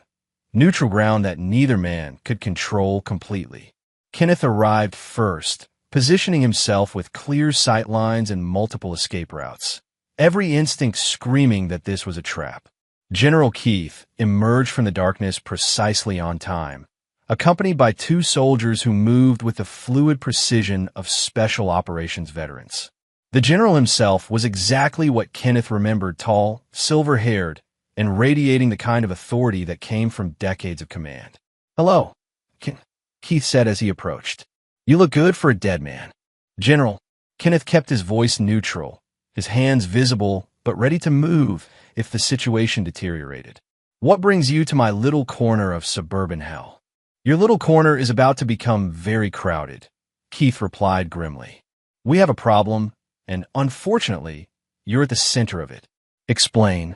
Keith nodded to one of his soldiers, who handed him a tablet computer. The screen showed surveillance photos of Kenneth entering and leaving Vincent Cowan's house, taken from multiple angles over the past week. "Someone's been watching you watch your target," Keith said. "Someone with very sophisticated equipment and unlimited patience." Kenneth studied the photos with professional interest. The angles and timing suggested a highly trained surveillance team, probably government-sponsored. "Who? We're not sure yet. The equipment signature suggests foreign intelligence, possibly Chinese or Russian, but the techniques are American. Whoever they are, they know who you really are." "How is that possible?" "My extraction was clean. My new identity was bulletproof." Keith's expression was grim. "Your new identity was bulletproof 5 years ago. But someone's been digging, asking questions about operatives who disappeared around the time you went dark. They've connected enough dots to put you on their radar." Kenneth absorbed this information with the cold calculation that had kept him alive through a dozen impossible missions. If his cover was blown, it meant Charlene and the children were in danger. Not from Russian gangsters or Vincent's business enemies, but from intelligence agencies that settled their accounts with bullets and car bombs. "What do they want?" "That's the interesting question," Keith said. "If they wanted you dead, you'd already be dead. If they wanted to expose you, they'd have done it by now. Which means they want something else. Such as information about your old missions, your handlers, the operations you ran during your active years. You were involved in some very sensitive work, Ken. The kind of work that certain governments would pay handsomely to learn about." Kenneth's mind raced through the implications. His old missions had involved regime changes, assassinations, and operations that had shaped the political landscape for the past decade. In the wrong hands, that information could destabilize entire governments. "Have they made contact?" "Not yet, but they will. And when they do, you'll have a choice to make." "Which is?" Keith's smile was thin and cold. "Come back to work for us, or spend the rest of your very short life running from people who want to torture state secrets out of your head." The offer hung in the air between them like a loaded weapon. Kenneth understood the subtext perfectly. This wasn't really a choice at all. Keith was offering him protection in exchange for returning to a life he had tried to leave behind. "What about my family?" "What family?" Keith's voice carried a note of genuine confusion. "According to our intelligence, Kenneth Witt's wife divorced him and took his children. They're living with some local businessman now." Kenneth realized with crystal clarity that Keith had no idea about the connection between Marcus Stone and Kenneth Witt. The surveillance team watching him thought they were observing a rogue operative conducting unauthorized operations, not a betrayed husband orchestrating revenge. "My new family," Kenneth said carefully. "The people I'm protecting. Ah, yes. Vincent Cowan and his household." Keith consulted his tablet again. "We're aware of your current assignment. Corporate protection, right? Nothing that would interfere with your new duties." Kenneth nodded, mind racing through possibilities. Keith was offering him a way back into the shadow world, a chance to reclaim his old identity and power. But it would mean abandoning his revenge against Vincent, leaving his betrayers unpunished. Unless, what kind of assignments are we talking about? Kenneth asked. "The usual. Targeted eliminations, intelligence gathering, operations that require your particular skill set. Dangerous work, but the kind of danger you've always thrived on." "And the surveillance team?" "Will be eliminated once you're back under official protection. Dead operatives tell no tales." Kenneth made his decision with the cold certainty that had defined his entire career. "I accept, but I have conditions." "Name them." My current assignment continues until completion. Vincent Cowan hired Marcus Stone for protection, and Marcus Stone honors his contracts. Keith frowned. How long are we talking? 2 weeks. Maybe 3. Depends on how quickly certain threats resolve themselves. And after that, Shepard 6 returns to active duty permanently. Keith extended his hand. Welcome back to the war, Ken. Kenneth shook the offered hand, sealing an agreement that would change everything. But Keith had no idea what war Kenneth was actually fighting or who his real enemies were. As the general and his soldiers disappeared back into the darkness, Kenneth pulled out his phone and sent a single encrypted message to Preston. Timeline accelerated. Require immediate asset deployment for final phase operations. The response came within minutes. Assets standing by. Authorization granted for terminal protocols. Kenneth smiled as he deleted the messages. General Keith thought he was recruiting a rogue operative back into government service. In reality, he had just provided Kenneth with the resources and authority to complete his revenge against Vincent Cowan with official backing. The irony was perfect. The United States government was about to fund and authorize the destruction of the man who had stolen Kenneth's family. Phase 3 was about to begin, and this time there would be no survivors. Chapter 8. The Reckoning Unveiled. The transformation of Kenneth Witt into Marcus Stone had taken weeks of careful preparation. The transformation of Marcus Stone into something far more dangerous took exactly 48 hours. Kenneth stood in the bathroom of his rented house, watching his reflection change as skilled hands worked with professional-grade prosthetics and makeup. The man in the mirror was no longer the weathered contractor or the polished security consultant. This was Shepard 6 in all his lethal glory, cold eyes, predatory smile, and the kind of presence that made hardened killers step aside. Facial recognition will read you as a completely different person, the technician said as he packed away his equipment. Bone structure appears changed, eye color shifted. Even your gait will skin differently thanks to the orthotic inserts. Kenneth nodded, studying the stranger in the mirror. How long will it hold? 6 hours under casual observation, 2 hours under close scrutiny. Long enough for whatever you're planning. The technician left without another word, carrying his equipment and any evidence that he had ever been there. Kenneth was alone again, but now he was armed with more than just surveillance equipment and professional skills. General Keith's authorization had opened doors that Marcus Stone could never have accessed. Military-grade weapons, surveillance technology that could penetrate any security system, and most importantly, a team of operators who asked no questions and left no traces. At 1800 hours, Kenneth received the call he had been waiting for. Package is in position, Preston's voice reported through the encrypted channel. All assets standing by for your command. Copy that. Initiate surveillance protocol alpha. I want eyes on all principals. Roger. Be advised, there's unusual activity at the primary location. Subject appears to be hosting some kind of family gathering. Kenneth felt his pulse quicken. Specify. Multiple vehicles, including one registered to a Kenneth Witt. Appears to be the ex-husband. The world seemed to stop. Kenneth stared at his phone, mind racing through implications. Kenneth Witt, his own legal identity, was at Vincent's house, which meant someone was impersonating him or semi-live video feed.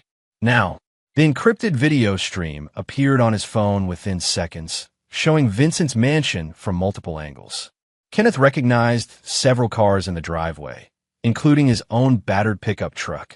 Through the living room windows, he could see figures moving about, and his blood turned to ice as he recognized one of them. It was him, Kenneth Witt, looking exactly as he had the day Charlene destroyed his life. Flannel shirt, work boots, the defeated posture of a man who had lost everything. But Kenneth was here, in his rented house, transformed into someone else entirely. Preston, he said quietly, I need immediate intelligence on the individual claiming to be Kenneth Witt. Stand by. Jesus Christ, Ken. Facial recognition confirms it's you. But you're standing right there talking to me. How is that possible? Kenneth's mind raced through possibilities until the truth hit him like a physical blow. Someone had been studying him long enough to create a perfect double. someone who knew about his connection to Vincent Cowan and was using that knowledge for their own purposes. The surveillance team that Keith mentioned, Kenneth said, they didn't just identify me. They've been studying me, learning my mannerisms, my speech patterns, everything needed to create a convincing duplicate. Why? Kenneth watched the video feed, seeing his double interact with Charlene and the children with perfect familiarity. Seeing Lori run to embrace a father who wasn't really her father. Because they want Vincent Cowan alive, he said with sudden clarity. They know I'm planning to kill him. So they're staging a reconciliation between him and Kenneth Witt, making it look like the wronged husband has forgiven his wife and accepted his new situation. That makes no sense. Why would they care about Vincent Cowan? Kenneth zoomed in on the video feed, studying the scene more carefully.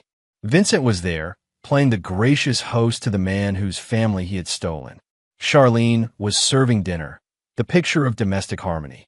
Jason and Lori seemed genuinely happy to see their father again. But there was something wrong with the picture. Kenneth's trained eye caught details that others would miss. The way his double shoulders were too straight. The way he held his coffee cup with his left hand instead of his right. Small inconsistencies that spoke of careful preparation but imperfect execution. Because Vincent Cowan isn't their real target, Kenneth said quietly. I am. They're using my family as bait to draw me out, to force me into a situation where I have to reveal myself. The general's offer was part of the trap. Keith isn't trying to recruit me back into government service. He's trying to flush me out into the open where his real employers can take me. Kenneth felt the familiar ice-cold clarity that came with absolute danger. He had been outmaneuvered by professionals who understood him better than he understood himself. They had studied his psychology, identified his weaknesses, and crafted a trap using the one thing he couldn't resist, his family. What are your orders? Preston asked. Kenneth studied the video feed one more time, watching his children laugh at something their fake father had said. They looked happy, genuinely happy, in a way they hadn't since the divorce. Even knowing it was an illusion, even understanding the danger, he couldn't bring himself to shatter their joy immediately. Maintain Overwatch, but do not engage, he said finally. I'm going in alone. Ken, that's suicide. You'll be walking into a crossfire with no backup and no exit strategy. Maybe, but those are my children in there, Preston. My real children. And whatever game these people are playing, it ends tonight. Kenneth ended the call and checked his weapons one final time. The Sig Sauer P226 in his shoulder holster, the backup Glock at his ankle, the ceramic knife that wouldn't show up on any scanner. Not enough firepower to fight an army, but sufficient for what he had to do. He looked at his transformed reflection one last time, then smiled with cold anticipation. Whoever had orchestrated this trap had made one critical error. They had underestimated exactly how far Kenneth would go to protect his family. Tonight, they would learn the difference between studying a predator and facing one in the wild. Tonight, the real Kenneth Witt would meet his doppelganger, and only one of them would survive the encounter. The war was about to reach its bloody conclusion. Chapter 9, The Final Gambit. Kenneth approached Vincent's mansion with the predatory grace of a wolf closing in for the kill. Every shadow was a potential hiding place for hostile forces, every window a sniper's perch, every sound a warning of approaching death. But he moved forward anyway, driven by something stronger than tactical wisdom, the primal need to protect his children from whatever game was being played in that house. The security system he had installed for Vincent's protection now worked against him. Motion sensors tracked his approach, cameras recorded his every step, and pressure plates in the driveway announced his arrival to anyone monitoring the feeds. But Kenneth had designed these systems himself, which meant he knew exactly how to defeat them. He reached the side door, the one entrance he had deliberately left with minimal coverage, and used his master override codes to disable the alarms. The house's security system went dark for exactly 90 seconds, long enough for him to slip inside undetected.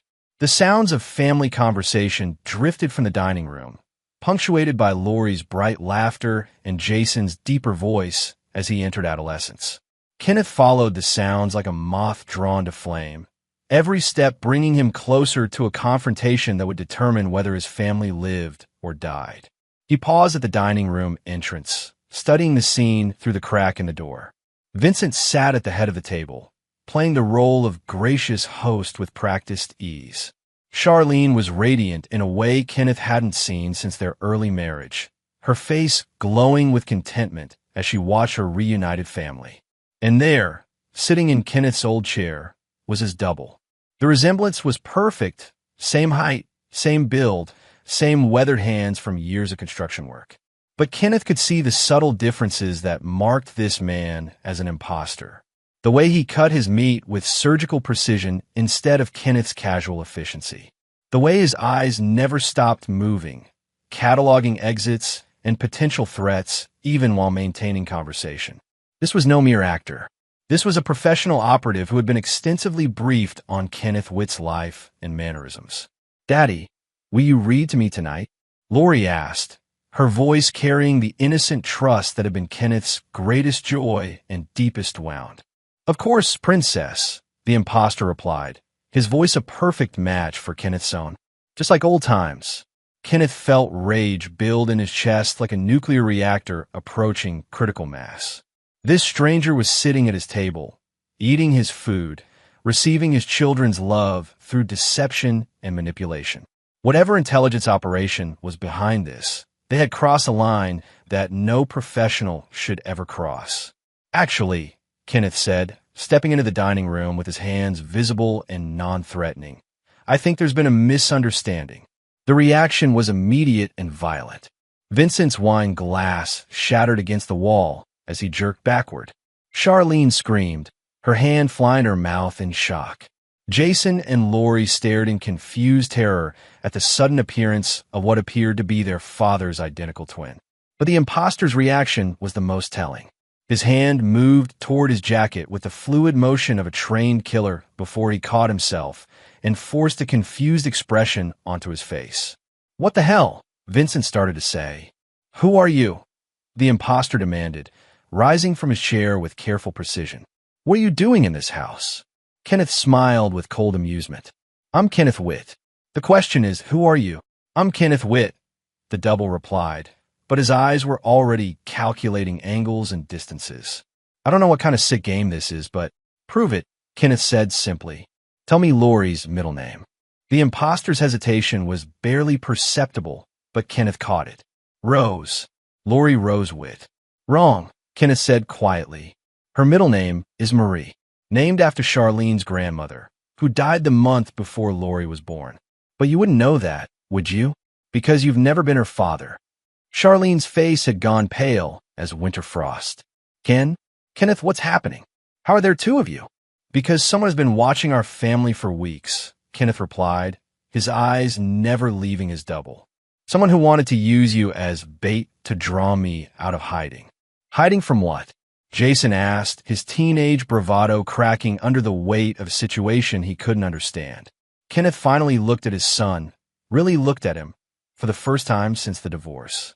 Jason had grown taller, his voice deeper, his face showing the first hints of the man he would become. But his eyes still held the trust of a child, the belief that his father would protect him from any danger. "From people who think I know things that could hurt them," Kenneth said simply. "People who don't care if innocent families get caught in the crossfire." The imposter made his move then, hand diving toward his concealed weapon with professional speed. But Kenneth had been expecting it, had been watching for the subtle shift in stance that preceded violent action. His own gun was in his hand, and aimed before the double's fingers touched steel. "I wouldn't," Kenneth said conversationally. "Not in front of the children." The imposter froze, hand half inside his jacket. "You're making a mistake, Ken. There are things you don't understand about this situation. Then explain them to me. Not in front of them." He nodded toward Lori and Jason, who were clinging to their mother with a wide-eyed terror of children caught in an adult nightmare. Kenneth considered this, mind racing through possibilities. The double was right. Whatever was really happening here, it was too dangerous for civilian witnesses. But he couldn't leave his family unprotected while he sorted out the truth. "Vincent," Kenneth said without taking his eyes off the imposter, "take Charlene and the children to the panic room I installed in your basement." Lock the door and don't come out until I tell you it's safe." But Ken, Charlene started to protest. "Go, now." The command carried the absolute authority of a man accustomed to being obeyed in life-or-death situations. Vincent herded the family toward the basement stairs, Lori looking back over her shoulder with confused tears streaming down her face. "Daddy? Which one is my real daddy?" The question hit Kenneth like a physical blow, but he forced his voice to remain steady. "I am, Princess. I'll always be your daddy, no matter what happens." Once they were gone, Kenneth turned his full attention to the imposter. "Start talking. My name is Agent Corey Ritter, CIA Special Activities Division. I've been tracking you for 6 months. Why? Because someone put $1 million bounty on your head. Someone who knows about your old operations and wants you dead before you can compromise them." Kenneth absorbed this information without changing expression. "Who? We're not sure yet. The contract was placed through intermediaries, but the intelligence level suggests someone with government connections. Someone who worked with you during your active years. And Vincent Cowan was never the real target. He's small-time. His money laundering operation barely registers on our radar. But when our surveillance detected you moving against him, we realized someone was using his situation to manipulate you." Kenneth's mind raced through the implications. "Preston, your old handler. We think he's been compromised, possibly for years. The assignment he gave you, the authorization codes, even General Keith's recruitment offer, all of it designed to draw you out where you could be eliminated." The truth hit Kenneth like cold water.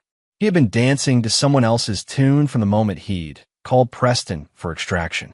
Every move he'd made, every plan he'd crafted, had been anticipated and countered by someone who knew him better than he knew himself. "How long do we have?" Kenneth asked. "They're moving tonight. Sniper teams in position, extraction units standing by. They plan to stage it as a murder-suicide. The jealous ex-husband kills his replacement, and then himself." Kenneth felt the walls closing in around him. "And my family? Collateral damage. They can't risk witnesses to what really happened here." The cold rage that had been building for weeks finally crystallized into something pure and deadly. Someone had used his family as pawns in an intelligence game, had put his children in mortal danger to settle old scores from Kenneth's past life. That someone was about to learn the difference between hunting a man and hunting a monster. "What do you suggest?" Kenneth asked. Agent Ritter smiled grimly. "We kill them all." Kenneth nodded slowly. For the first time since this nightmare began, he and someone else were in complete agreement. The war was about to end, but not in the way anyone had planned. Outside the house, in carefully concealed positions around the neighborhood, professional killers were moving into final position. They thought they were hunting a rogue operative and his civilian targets. They had no idea they were about to face 2 of the deadliest men alive, fighting side by side to protect the only things in the world that mattered to Kenneth Witt. His children, his family, his love, and he would burn the world to ash before he let anyone take them from him again. The final battle was about to begin. Epilogue. 6 months later. The courthouse steps were awash in autumn sunlight as Kenneth emerged from the building, legal documents in his hand and a feeling of profound closure in his heart. The divorce proceedings were finally complete, the custody arrangements settled, and Vincent Cowan was nothing more than a bad memory, slowly fading into the past. The events of that night 6 months ago had changed everything. The sniper teams that Preston had deployed never made it to their positions. Agent Ritter's backup had been more extensive than anyone realized. By dawn, 3 foreign intelligence operatives were dead. Preston was in federal custody, and General Keith was facing court-martial for his role in the conspiracy. Vincent Cowan had survived the night, but his world had not. The revelation that his house had been the center of an international intelligence operation had destroyed his reputation and his business empire. The car dealerships were shuttered, the construction company bankrupted by legal fees, and Vincent himself had fled to Florida with what little money remained. Charlene had taken the children and moved back to her mother's house in Ohio, far from the violence and deception that had nearly destroyed them all. The marriage to Kenneth was officially over, but the relationship between father and children was slowly healing. Kenneth waited by his truck, a new one this time, paid for with money earned through legitimate security consulting, as Jason and Lori emerged from the courthouse with their mother. "Daddy!" Lori ran to him with the unreserved joy of a child who had nearly lost her father and found him again. Kenneth swept her up in his arms, marveling at how much she had grown in just 6 months. Jason approached more slowly, the teenager's natural caution warring with his obvious relief that the legal battles were finally over. "So what happens now?" Jason asked. Kenneth set Lori down and looked at both his children, really looked at them, for the first time without the weight of betrayal and rage clouding his vision. "Now we figure out how to be a family again," he said simply. "It won't be like before, but maybe it can be something better." Charlene approached, her expression carefully neutral. The months since that terrible night had aged her, lines of stress and regret etching themselves around her eyes. "Kenneth," she said quietly, I wanted to say." "Don't," Kenneth said, not unkindly. "We're past the point where words can fix anything. Let's just focus on the children now." She nodded, understanding that some wounds cut too deep for apologies to heal. As they walked toward their separate cars, Lori tugged on Kenneth's sleeve. "Daddy, are you going to disappear again?" Kenneth knelt down to meet her eyes, seeing his own reflection in their innocent depths. "No, princess. Never again. I promise. Even if bad men come looking for you." Kenneth smiled, thinking of a new identity he'd been given, the clean slate that came with official government protection. Marcus Stone was dead, Shepard 6 was officially retired, and Kenneth Witt was finally free to be nothing more than a father who loved his children. "Especially then," he said, "because now I know what's really worth fighting for." As they drove away in opposite directions, Charlene toward her mother's house, Kenneth toward his new life. Neither of them looked back. The past was buried, the debts were paid, and the future belonged to whatever they chose to make of it. Vincent Cowan had thought he could steal another man's family with money and charm. He had learned, too late, that some things can never be stolen, only earned. And Kenneth Witt had finally learned the difference. And there you have it. Another story comes to an end. What did you think? I'd love to hear your thoughts in the comments below. If you enjoy this story, consider joining our community by subscribing.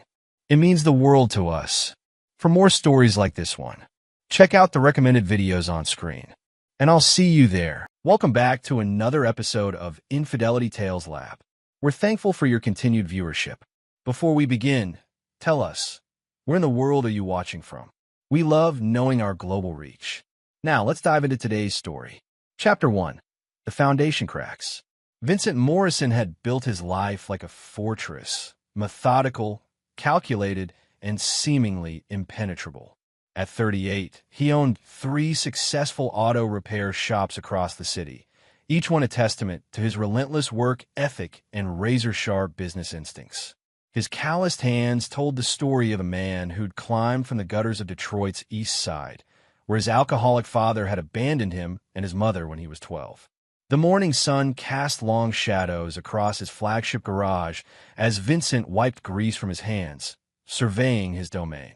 His employees moved with military precision. He'd handpicked each one, valuing loyalty above all else. Trust, once broken, was never mended in Vincent's world. It was a lesson he'd learned watching his mother work 3 jobs to keep food on the table after his father's betrayal. Boss, Mrs. Henderson's here about her transmission, called Tommy, his lead mechanic and one of the few people Vincent considered family. Vincent nodded, but his mind was elsewhere. 3 years had passed since the divorce, yet the wounds remained fresh. Claudia had taken half his assets, turned their twin daughters Emma and Sophie against him with her poison, and then delivered the cruelest blow of all, denying him custody of Lucas, his 7-year-old son, the boy who'd inherited Vincent's dark eyes and stubborn determination. The irony wasn't lost on him. He'd built this empire to provide for his family, working 16-hour days, missing school plays and soccer games. Claudia had called him absent, neglectful. But when Lucas got sick, when a cancer diagnosis turned their world upside down, Vincent had been the one fighting for every treatment, every chance at survival. His phone buzzed. Dr. Martinez from Children's Hospital. Vincent's chest tightened. It had been 3 months since Lucas passed, but every call from the hospital still sent ice through his veins. Mr. Morrison, I wanted to follow up on the memorial fund you established for Lucas. We've received some additional donations, and there's something else. Could you come in today? Vincent agreed, though he couldn't imagine what else needed discussing. He'd already paid every bill, established the fund, and even donated equipment to the pediatric oncology ward. Money couldn't bring Lucas back, but it was the only weapon he had left against the helplessness that had consumed him during those final weeks. As he drove to the hospital, memories flooded back. Lucas in the hospital bed, bald head gleaming under fluorescent lights, still managing to smile when Vincent read him stories about knights and dragons. Dad, when I'm better, will you teach me to fix cars? The question that would never need an answering. Dr. Martinez waited in his office, a manila folder on his desk. Vincent, I wanted you to hear this from me. We've been reviewing Lucas's case for a research study, and we discovered something troubling in his medical records. Vincent leaned forward, every muscle tense. What kind of troubling? Lucas's cancer was particularly aggressive, which puzzled us. However, we found traces of a specific chemical compound in his blood work, industrial-grade cleaning solvent, the kind used in manufacturing. The words hit Vincent like a physical blow. Are you saying someone poisoned my son? Not intentionally, but prolonged exposure could have triggered the cancer. This compound isn't found in typical household products. Someone in Lucas's environment was regularly exposed to it, and they brought it home on their clothes, skin. Vincent's mind raced. Claudia worked at a boutique marketing firm downtown. Emma and Sophie lived with her full-time.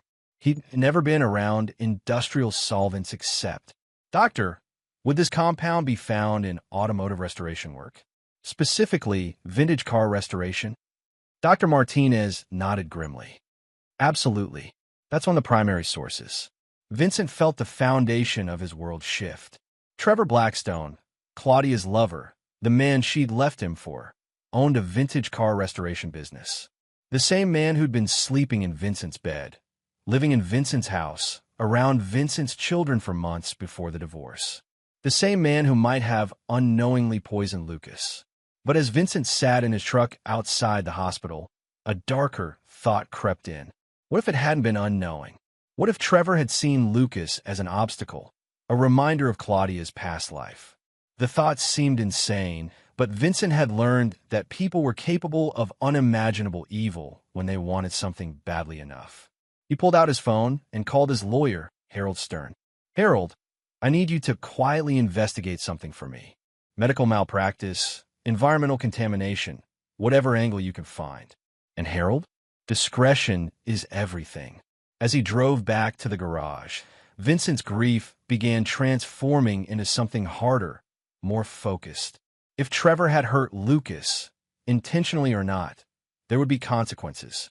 Vincent Morrison didn't forgive, and he never forgot. The game had just begun. Chapter 2. The Perfect Storm. 6 months before Lucas's diagnosis, Vincent had thought his marriage was solid. Sure, Claudia had been distant lately, more critical of his long hours, but he'd attributed it to stress from managing 3 kids while he built the business. He'd been planning to surprise her with a vacation to Hawaii, their first real getaway since Emma and Sophie were born. Instead, he came home early from a supplier meeting to find Claudia in their bedroom with Trevor Blackstone. The memory still burned. Not just the betrayal, but Claudia's reaction when she saw him standing in the doorway. No shame, no remorse, just cold calculation. Vincent, we need to talk. Trevor had scrambled for his clothes, muttering apologies, but Claudia remained naked under the silk sheets Vincent had bought for their anniversary. This has been going on for 6 months, she'd said, as if discussing the weather. I want a divorce. Vincent had built his fortune by staying calm under pressure, but that afternoon he'd come dangerously close to violence. Only the sound of Lucas calling Daddy from downstairs had stopped him from wrapping his hands around Trevor's throat. The divorce proceedings had been brutal. Claudia hired Patricia Mills, the most vicious attorney in the city, while painting Vincent as an absent workaholic who cared more about his business than his family. She turned Emma and Sophie against him with carefully crafted lies about how Daddy didn't love them anymore, how he was trying to take them away from Mommy. But the cruelest blow came when she demanded primary custody of Lucas. He needs stability, she'd argued in court. Vincent's lifestyle isn't suitable for a young child. Judge Morrison, no relation, despite the name, had awarded Claudia primary custody of all 3 children, with Vincent getting every other weekend and Wednesday dinners. Half his assets, half his children, and somehow she'd made it seem like she was the victim. Now, armed with Dr. Martinez's revelation about the chemical compounds, Vincent began investigating Trevor Blackstone's background. What he discovered made his blood boil. Trevor wasn't just a vintage car restorer. He was a con artist with a pattern. In the past decade, he'd inserted himself into 3 other marriages, all wealthy women going through difficult periods. Each time, he'd love-bombed them, convinced them their husbands were inadequate, then moved in like a parasite. The first wife, Diana Westbrook, had lost custody of her children and most of her inheritance. The second, Rebecca Sterling, had suffered a mysterious allergic reaction that left her hospitalized for weeks, right after she'd started questioning Trevor's finances. The third, Margaret Crowley, had died in what police ruled an accidental overdose of sleeping pills. Vincent hired a private investigator named Rosa Delgado, a former detective who'd left the force after exposing corruption in her department. Rosa was thorough, ruthless, and most importantly, she operated in the gray areas where Vincent needed to work. "This guy's dangerous," Rosa reported during their meeting at a diner outside the city. "The pattern's too clean to be coincidence.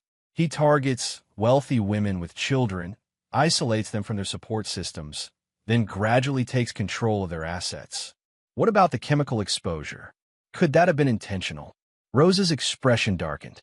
"I pulled Trevor's work records. He's been cited multiple times for improper handling of toxic materials. Always claimed ignorance, paid the fines, moved on. But Vincent, there's something else." She slid a photograph across the table. It showed Trevor's workshop, but what caught Vincent's attention was the timing. The photo was dated 2 weeks before Lucas's first symptoms appeared. "I had a friend in environmental safety run some tests on samples I collected from Trevor's workshop. The chemical concentrations are off the charts, way beyond what you'd expect from normal restoration work. Either he's incredibly careless or he's been deliberately creating a toxic environment." Vincent's voice was barely a whisper, but Rosa heard the steel beneath it. "There's more. I traced Trevor's movements during Lucas's treatment. 3 times, he visited the hospital when you weren't there. Security footage shows him in the children's wing, even though he had no official reason to be there." Vincent felt something cold and murderous settle in his chest. Trevor hadn't just stolen his wife and destroyed his family. He'd killed his son. Maybe not with his own hands, but through deliberate negligence that bordered on murder. That night, Vincent stood in Lucas's empty bedroom, looking at the model cars they'd built together, the superhero posters, the baseball glove that would never be used again. His phone rang, Claudia's number. "Vincent, we need to discuss the girls' summer plans." Her voice was calm, entitled, as if she hadn't destroyed everything good in his life. Vincent had planned to confront her about Trevor, about the chemicals, about what had really killed Lucas. Instead, he found himself saying, "Of course, whatever you think is best." The words tasted like poison, but Vincent had learned patience during his years building the business. Sometimes you had to let your enemies think they'd won before you destroyed them completely. After hanging up, he opened his laptop and began planning. Not just revenge, justice. Trevor and Claudia had taken everything from him. Now it was time to return the favor. The difference was Vincent Morrison played for keeps. Chapter 3. The Knock at the Door. The bridge stretched before Vincent like a gateway to oblivion. 3 weeks had passed since Lucas's funeral, 3 weeks of Emma and Sophie's accusing stares when he picked them up for his court-mandated visits. Claudia had poisoned them completely, turning his daughters into strangers who flinched when he tried to hug them. "Daddy doesn't care about us anymore," Sophie had whispered to Emma, not knowing Vincent could hear. "Mommy says he's just pretending." Standing on the steel girders in the pre-dawn darkness, Vincent understood how his father must have felt, overwhelmed by responsibilities, crushed by failures, seeing no way forward. The difference was, Vincent had responsibilities that his father had abandoned. Emma and Sophie might hate him now, but they were still his daughters, still carried his blood. He thought of Lucas's last words, "Take care of the girls, Dad. They're going to need you." Even dying, his 7-year-old son had shown more strength than Vincent felt capable of mustering. Vincent climbed down from the bridge and drove home to his empty apartment. If he was going to survive this, he needed a plan. Not just for revenge, though that would come, but for rebuilding his relationship with his daughters and exposing the truth about what Trevor had done. 1 week later, Vincent was reviewing financial reports when a knock came. 3 sharp raps, followed by silence. He opened the door to find a woman in her 60s, silver hair pulled back in a neat bun, wearing a tailored coat despite the summer heat. "Mr. Morrison? My name is Eleanor Westbrook. I believe you knew my daughter, Diana." Vincent's breath caught. Diana Westbrook, Trevor's first victim, according to Rose's investigation. "Please come in." Eleanor settled into Vincent's living room with the bearing of old money and older pain. "I've been watching the news about your son's passing. I'm truly sorry for your loss. But I'm here because I believe the man who destroyed my daughter's life is responsible." She opened a leather portfolio and spread documents across Vincent's coffee table. Medical records, legal papers, photographs. A roadmap of destruction that looked disturbingly familiar. Diana met Trevor 5 years ago, shortly after her husband died in a car accident. She was vulnerable, grieving, trying to raise 2 young children alone. Trevor presented himself as a widower who understood her pain. The photos showed Diana's transformation, from a vibrant woman to someone hollow-eyed and frail. Within 6 months, she'd given him access to her finances. Within a year, she'd lost custody of her children and most of her inheritance. Trevor claimed she'd become unstable, addicted to prescription medications. The courts believed him. Eleanor's smile was bitter. "Trevor is very convincing. He had witnesses, people he'd paid or manipulated."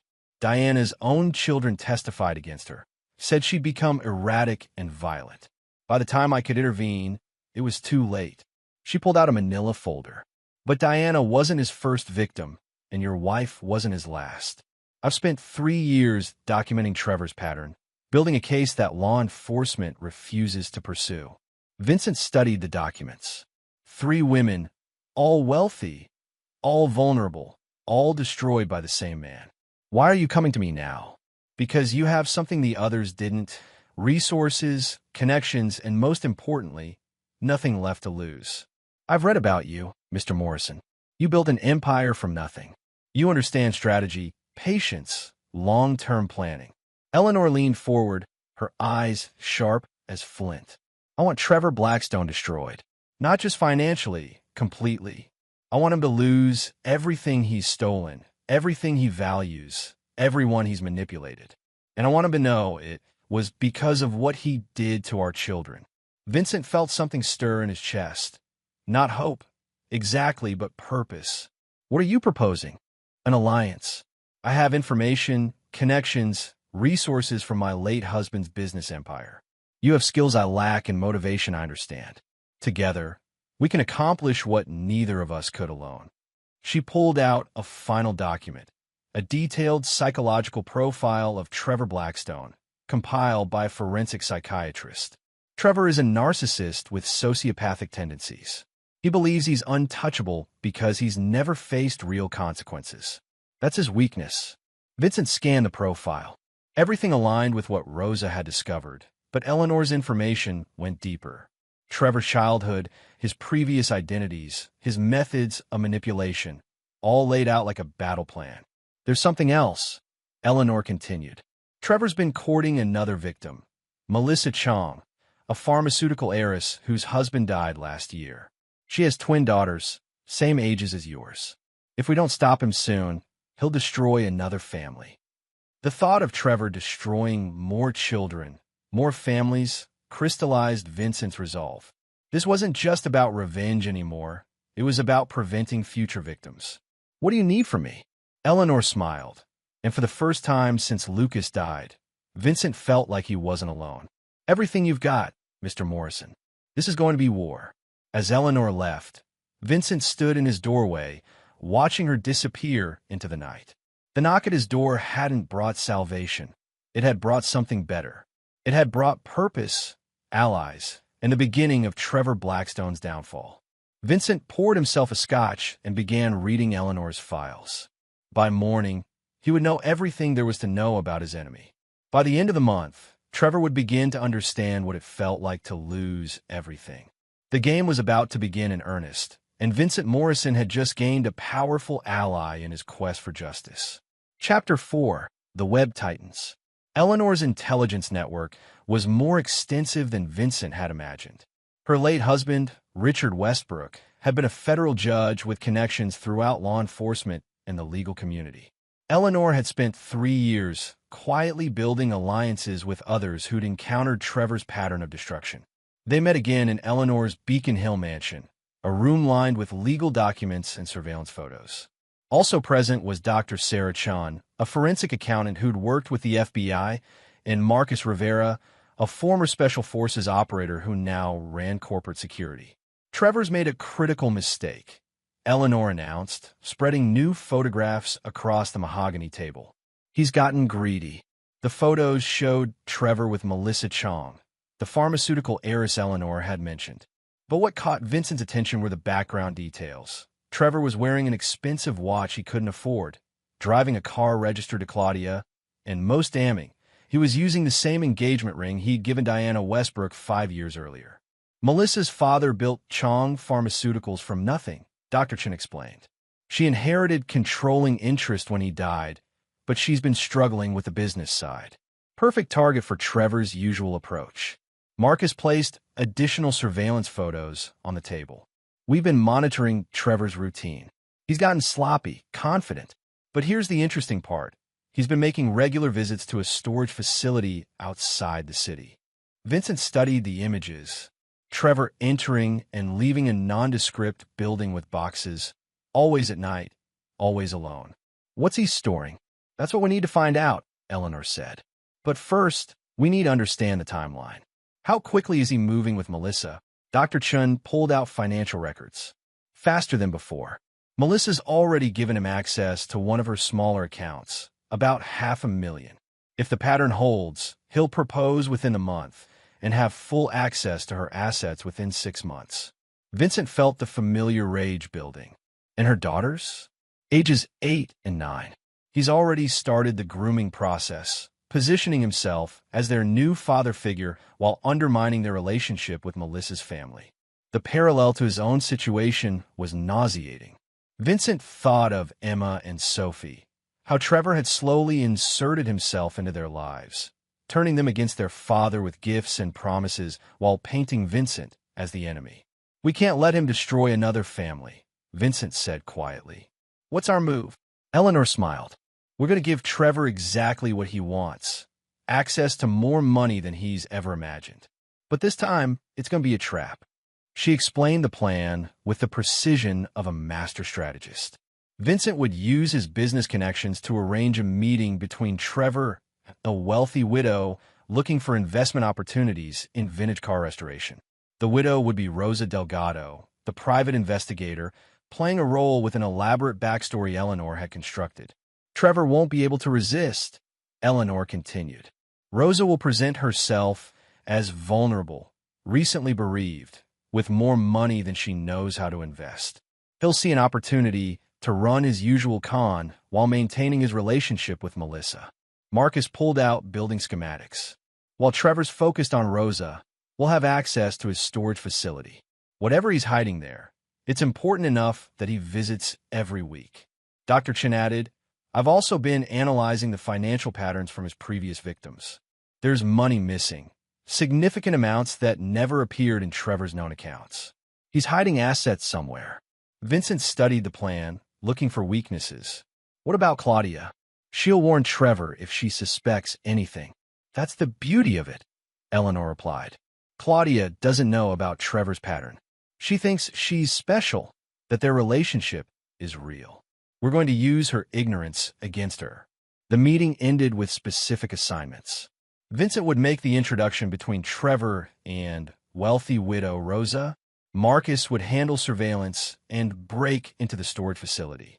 Dr. Chun would continue tracking financial patterns.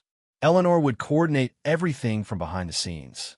As Vincent drove home, he called Rosa to brief her on the plan. "Can you pull off playing a grieving widow with money to burn?" Rosa's laugh was sharp.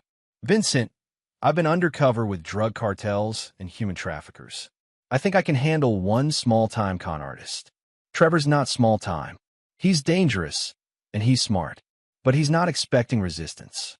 That's his weakness. He's used to victims, not opponents. We're going to show him the difference.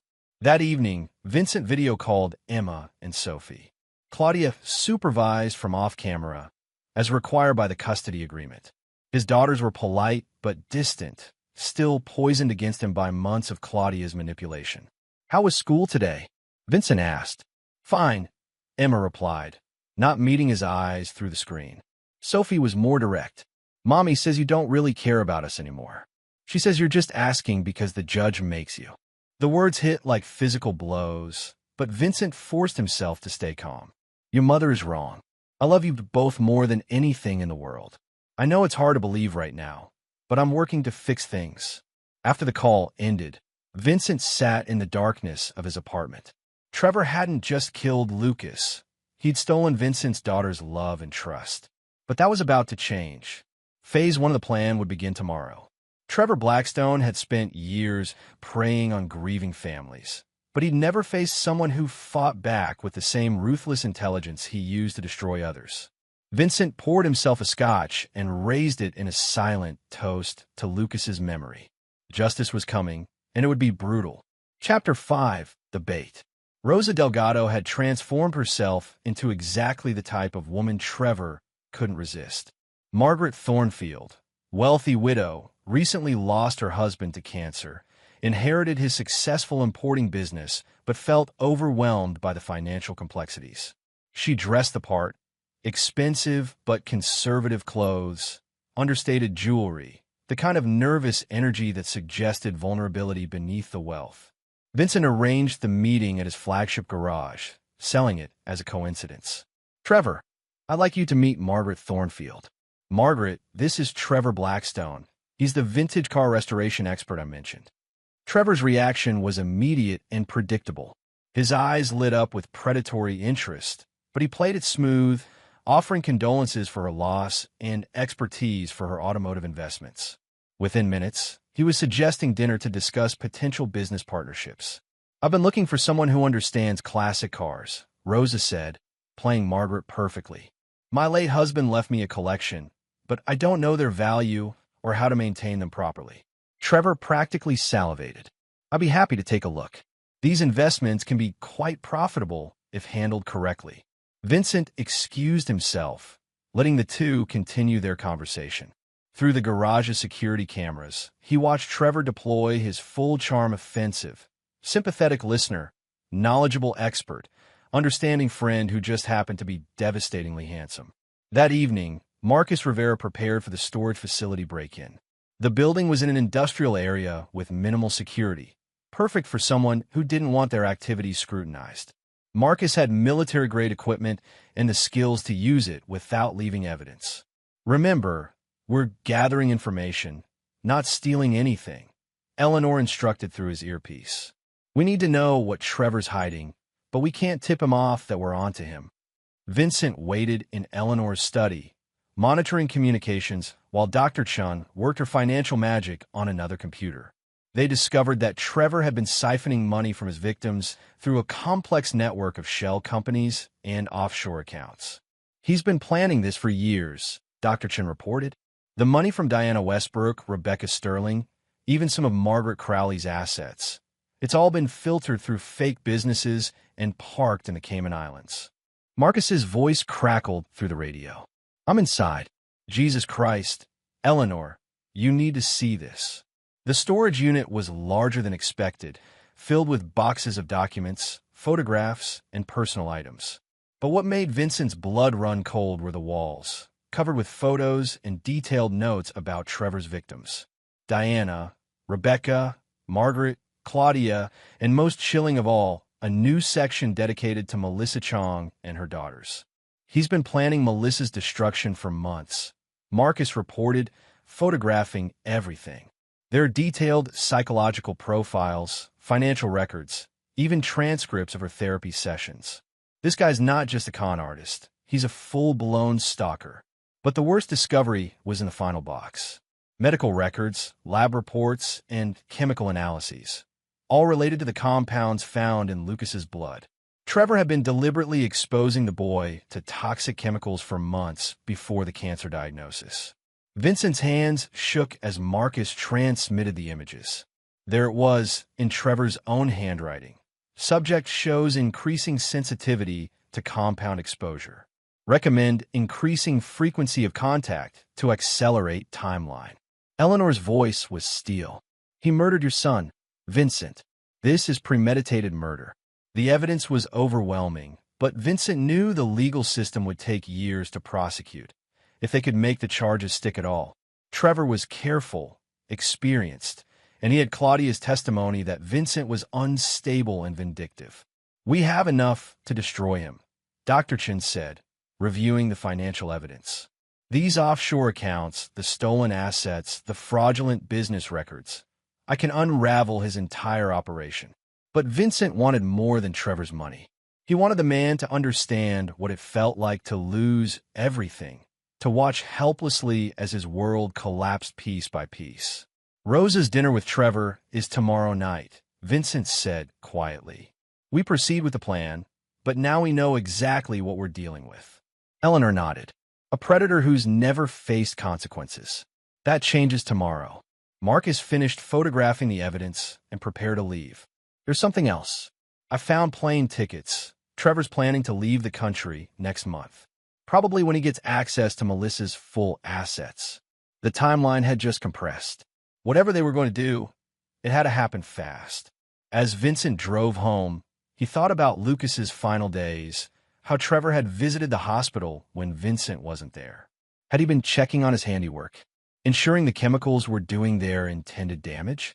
The rage was becoming something else, something colder and more focused. Trevor Blackstone had spent years hunting vulnerable families, but he'd made a critical error. He'd targeted Vincent Morrison's family, and Vincent Morrison was nobody's victim. Tomorrow night, the real game would begin, and this time, Trevor would be the one walking into a trap. Chapter 6, The First Strike. Rosa played her role to perfection during dinner. She was vulnerable but not desperate, wealthy but not flaunting it, exactly the kind of target Trevor had perfected over years of hunting. Vincent watched from across the restaurant, hidden behind a newspaper, as Trevor deployed his full arsenal of manipulation. I lost my wife to cancer 3 years ago. Trevor lied smoothly, reaching across the table to touch Rosa's hand. I understand the pain of watching someone you love suffer. Rosa's performance was flawless, tears in her eyes, gratitude for his understanding, slowly opening up about her loneliness and fear of making the wrong financial decisions. By the end of the evening, Trevor was offering to personally evaluate her husband's car collection. I have a warehouse in Newton where I could examine them properly, he suggested. No charge, of course. I just want to help. Vincent smiled grimly. The warehouse was another property Trevor had acquired through his cons, registered under one of his shell companies. Taking Rosa, there would give them access to more of his operation. The next morning, Eleanor convened an emergency meeting. Marcus had discovered something troubling during his surveillance of Melissa Chong. Trevor was accelerating his timeline with her as well. He proposed last night, Eleanor announced, showing them photos from Marcus's surveillance. 3 months ahead of his usual schedule. Something spooked him. Dr. Chin pulled up financial records on her laptop. I might know what. Melissa's company is facing a hostile takeover bid. If it succeeds, her personal wealth will be locked up in legal battles for years.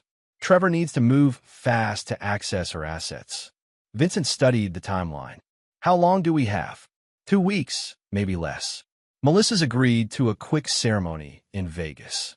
Once they're married, Trevor will have legal access to everything. The plan needed adjustment.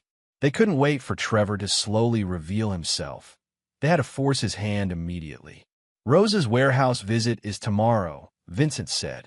We use that to begin the pressure. Marcus, can you modify your surveillance to make Trevor paranoid? Marcus grinned.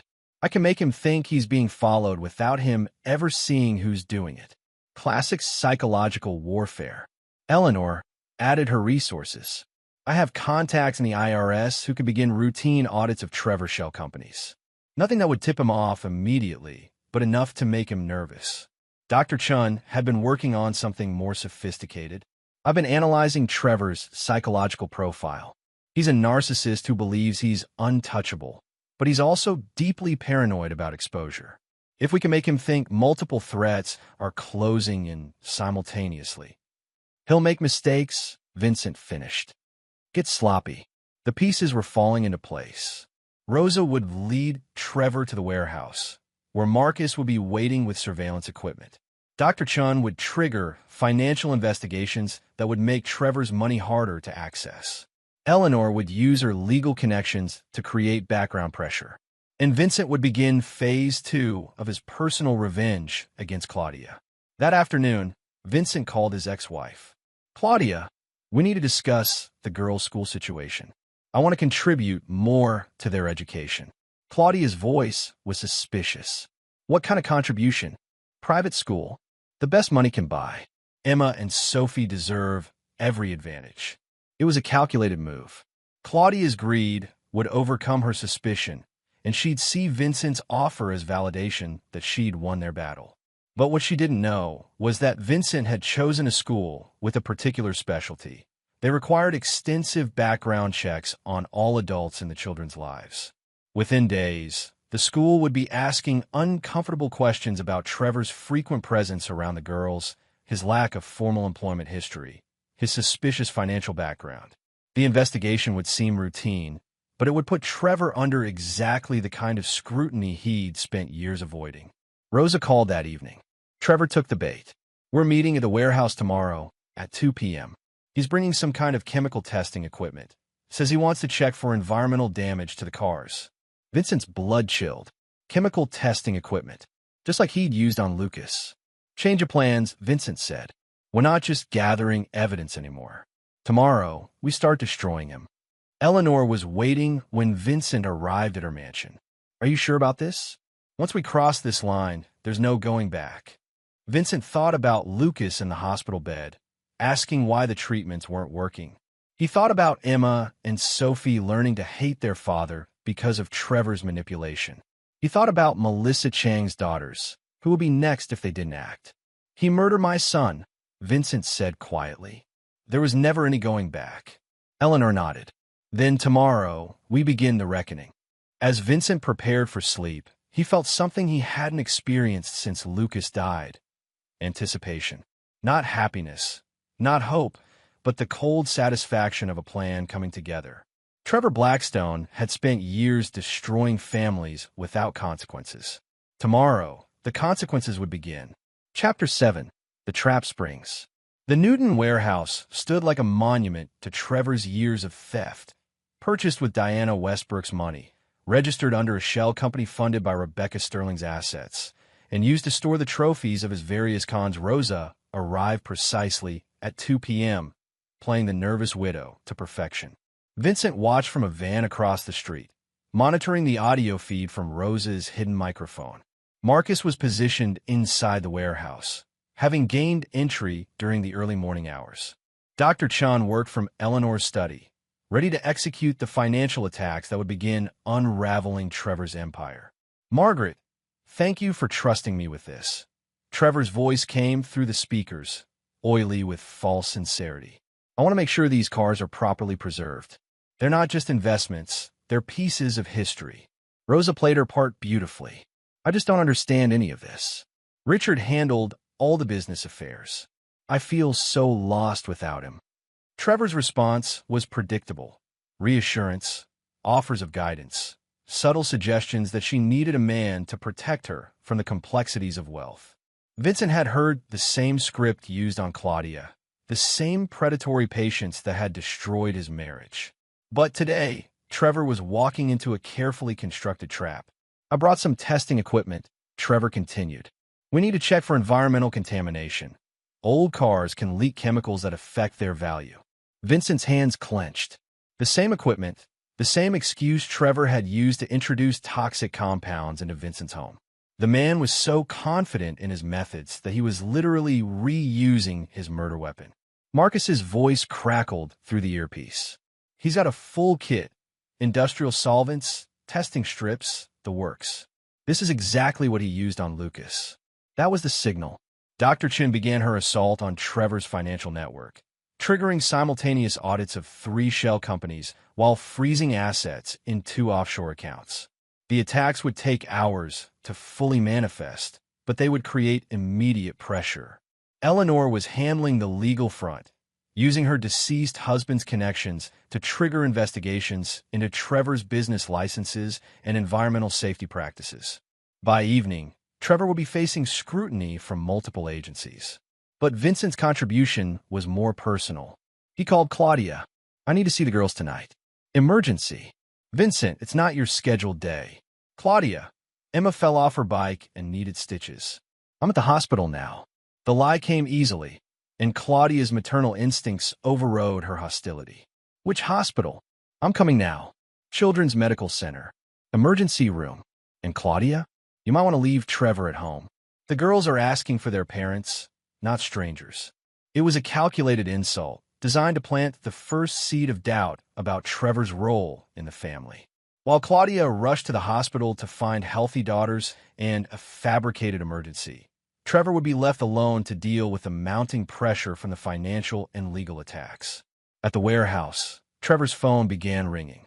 First his accountant, then his lawyer, then his banker. Each call brought worse news. Frozen accounts, investigation notices, demand for documentation he couldn't provide. I'm sorry, Margaret, Trevor said, his smooth composure cracking. I need to handle some business emergencies. Perhaps we could continue this another day. Rosa pressed her advantage. Oh no, is everything all right? You look upset. Just some misunderstandings with financial institutions. Nothing serious. But Trevor's hands were shaking as he packed his chemical testing equipment. The man who'd spent years as a predator was discovering what it felt like to be prey. Vincent's phone buzzed. A text from Marcus. He's leaving. Moving fast. Keeps looking over his shoulder. Whatever Chin did, it worked. The psychological pressure was having its intended effect.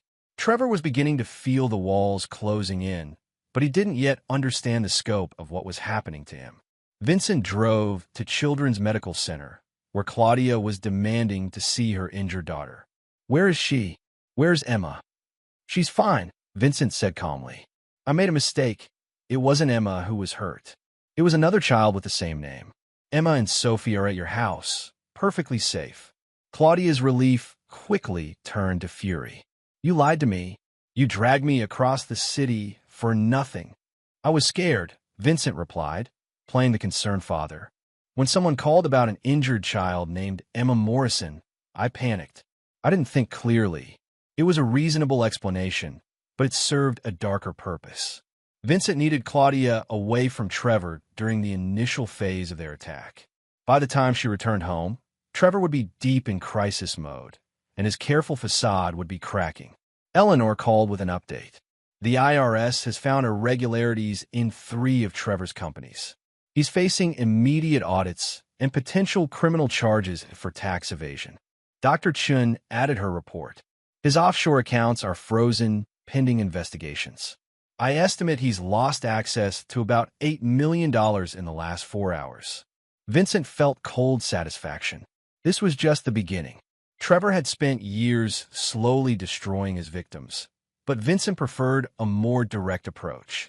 By tomorrow, Trevor would understand that his past had finally caught up with him. As evening fell, Vincent returned to his apartment to prepare for Phase 2. Trevor was wounded and paranoid, but he was still dangerous. The real test would come when he realized this wasn't random bad luck. Someone was deliberately hunting him. Vincent poured himself a scotch and called Rosa for her debrief.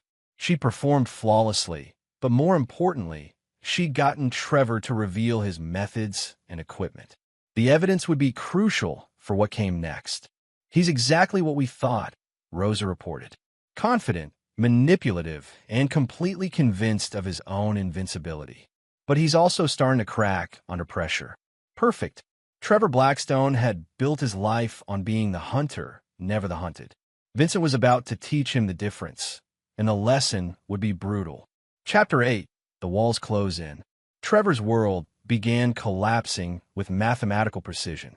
By morning, 4 separate government agencies were investigating his businesses. His assets were frozen in 3 countries, and his carefully constructed identity was unraveling thread by thread. Vincent watched the destruction unfold from Eleanor's study, surrounded by monitors displaying Trevor's mounting crisis. Dr. Chun had orchestrated the financial assault with surgical precision. Each frozen account, each triggered audit, each investigation notice designed to maximize psychological pressure while remaining legally bulletproof. He tried to access his primary offshore account 6 times last night, Dr. Chun reported. Each denial is being logged by the Cayman Islands Banking Authority. The man's panicking. Marcus had maintained surveillance throughout the night. Trevor's been awake since 3 a.m., making phone calls, pacing his apartment. He's paranoid, but hasn't figured out this is coordinated. The genius of Eleanor's plan was its apparent randomness. To Trevor, it looked like a series of coincidental investigations and bureaucratic mistakes. He couldn't see the web that was tightening around him. But Vincent wanted more than financial destruction. He wanted Trevor to experience the same helplessness that had consumed Vincent during Lucas's final days. It's time for Phase 3, Vincent announced. Eleanor, can your contacts arrange a wellness check on Trevor? Anonymous tip about potential self-harm. Eleanor smiled grimly. Already in motion. Police should arrive within the hour. The wellness check would find nothing dangerous, but it would add another layer of scrutiny. Trevor would have to explain to police why someone thought he was suicidal, why his finances were under investigation, why his business licenses were being questioned. More importantly, it would establish an official record of Trevor's deteriorating mental state. Vincent's phone rang. Claudia, predictably furious about the previous night's hospital incident. I don't know what game you're playing, but... No games, Vincent interrupted. I was scared about Emma. I made a mistake. It happens to people who actually care about their children. The Barb at home. Claudia's voice became defensive. I care about my children. Everything I do is for them, including bringing Trevor around them, a man who's currently under investigation by the IRS. Vincent had planted the seed carefully. Claudia didn't know about the investigations yet, but her silence confirmed his suspicion. She was already sensing that something was wrong with Trevor's sudden financial problems. What are you talking about? Ask Trevor, Vincent suggested. Ask him why his accountant's been calling all morning, why his bank accounts are frozen, why the DEA is suddenly interested in his chemical storage practices. Vincent hung up before Claudia could respond. The doubt was planted, and Claudia's own greed would do the rest. She'd start asking Trevor uncomfortable questions, adding domestic pressure to his mounting professional crisis. At Eleanor's mansion, Marcus reported another development. Melissa Chong postponed the Vegas wedding. Her lawyers are advising caution until Trevor's financial situation stabilizes. Vincent felt satisfaction settle in his chest. Melissa was safe, at least temporarily. Her daughters wouldn't become Trevor's next victims. But the real psychological warfare was just beginning. Vincent had prepared a package for Trevor. Copies of medical records, chemical analysis reports, and most damning of all, photographs from the storage unit showing Trevor's documentation of Lucas's poisoning. He didn't sign the package or include a return address. Just the evidence, delivered to Trevor's apartment by courier. He's going to know someone's onto him, Eleanor warned. Good, Vincent replied. I want him to know. I want him to understand that Lucas had a father who doesn't forgive or forget. Rosa called with her final report from playing Margaret Thornfield. Trevor canceled our follow-up meeting. His exact words were unexpected business complications. The man's running scared. By afternoon, the cascade was unstoppable. Trevor's business insurance was canceled due to environmental safety concerns. His workshop lease was terminated for chemical violations. His car restoration license was suspended pending investigation. But the cruelest blow came when Claudia finally confronted him. Marcus had positioned listening devices near Trevor's apartment, and Vincent could hear the argument through his earpiece. Claudia's voice was shrill with panic. "The IRS called me. Trevor. They want to know about my financial relationship with you. They're asking about gifts, about money transfers." Trevor's response was desperate. "It's just a misunderstanding. Some paperwork got mixed up. I'll handle it." "Handle it? Your bank accounts are frozen. The police came due a welfare check. What the hell is happening?" Vincent smiled coldly. The pressure was working exactly as planned. Trevor was being forced to choose between maintaining his facade with Claudia or focusing on his survival. And Vincent knew which choice a narcissist would make. "Claudia, I need to leave town for a few days. Business trip. Things will calm down while I'm gone." "Leave town? Now? What about Emma and Sophie? What about us?" "This isn't about us. It's about business. You wouldn't understand." The mask was slipping. Under pressure, Trevor was revealing his true nature. The cold manipulation, the dismissive arrogance, the complete lack of genuine feeling for anyone but himself. Vincent heard Claudia's sharp intake of breath. For the first time, she was seeing Trevor as Vincent had always seen him, a predator who used people until they were no longer useful. "I'm taking the girls to my mother's," Claudia said quietly, "until you figure out what's happening." It was the beginning of the end for Trevor's relationship with Claudia, but Vincent knew the man wouldn't go quietly. Cornered predators were dangerous, and Trevor still had one card to play. He could expose what he'd done to Lucas, potentially implicating Claudia as an accomplice. As evening fell, Vincent prepared for the final phase. Trevor was wounded, isolated, and desperate, but he was also at his most dangerous. The reckoning was about to begin in earnest. Chapter 9. The Final Reckoning. Trevor's desperation made him reckless. Faced with the complete collapse of his carefully constructed life, he chose the nuclear option. If he was going down, he'd take Claudia with him. Vincent intercepted the call through Marcus's surveillance equipment. Trevor's voice was different now. Gone was the smooth charm, replaced by barely controlled panic. "Claudia, we need to talk. About Lucas. About what really happened." The silence on Claudia's end spoke volumes. Vincent realized with cold clarity that his ex-wife had known more than she'd admitted. Perhaps not the full scope of Trevor's deliberate poisoning, but something. "I don't know what you mean," Claudia said, but her voice lacked conviction. "The chemicals in my workshop, the ones Lucas was exposed to when he visited. You knew they were dangerous, but you brought him anyway because you wanted Vincent to suffer." Vincent's blood turned to ice. Claudia hadn't just been Trevor's victim. She'd been his accomplice. The woman he'd loved, the mother of his children, had deliberately endangered Lucas out of spite. Marcus's voice crackled through the earpiece. "Vincent, we're recording everything. This is evidence of premeditated murder." But evidence wasn't enough anymore. Not for what they'd done to Lucas. Eleanor was monitoring police communications from her study. Trevor's trying to negotiate immunity by offering information about Claudia. He's desperate enough to destroy her completely. Vincent made a decision that would haunt him for the rest of his life, but felt as inevitable as breathing. "Eleanor, I need you to make a call. Tell the police you have evidence of a murder conspiracy, but the witness needs protection before he'll talk." "Vincent, what are you planning?" "Justice."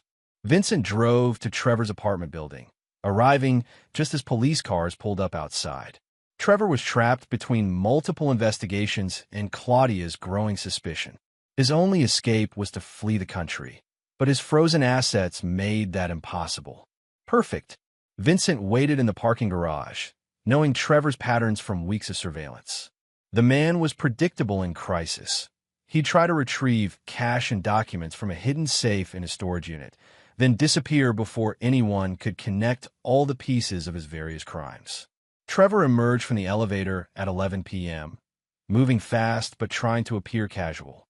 He was carrying a duffel bag and kept checking his phone, probably monitoring his frozen accounts, hoping for a miracle that would never come. Vincent stepped out of the shadows as Trevor reached his car. "Hello, Trevor." Trevor spun around, his face cycling through confusion, recognition, and finally, terror. "Vincent, what are you doing here?" I wanted to thank you, Vincent said conversationally. You taught me something valuable about justice. Trevor's hand moved toward his pocket, but Vincent was faster. Years of physical labor had kept him strong, and months of planning had given him every advantage. You see, I spent months thinking about legal justice, Vincent continued, backing Trevor against his car. Courts, lawyers, evidence, appeals. All very civilized. But then I realized, you never gave Lucas a fair trial before you murdered him. It wasn't murder, Trevor stammered. The chemicals were an accident. I didn't know. Vincent pulled out his phone and played the recording of Trevor's conversation with Claudia. Trevor's own voice filled the garage. The chemicals in my workshop. The ones Lucas was exposed to when he visited. Trevor's face went white. You can't prove anything. I don't need to prove anything to anyone but myself. What happened next was swift, efficient, and utterly final. Vincent had learned patience during his years building his business empire, but he'd also learned that some problems required permanent solutions. When police found Trevor's body 3 days later, it looked like suicide, a desperate man facing multiple investigations and the collapse of his entire life, choosing to end it rather than face the consequences. The note, written in Trevor's own handwriting, confessed to the murders of Lucas Morrison and Margaret Crowley, apologized to his victims' families, and expressed remorse for a lifetime of manipulation and theft. The handwriting was genuine because Vincent had forced Trevor to write it before ending his miserable existence. Eleanor destroyed the surveillance equipment and financial records that could have led back to their group.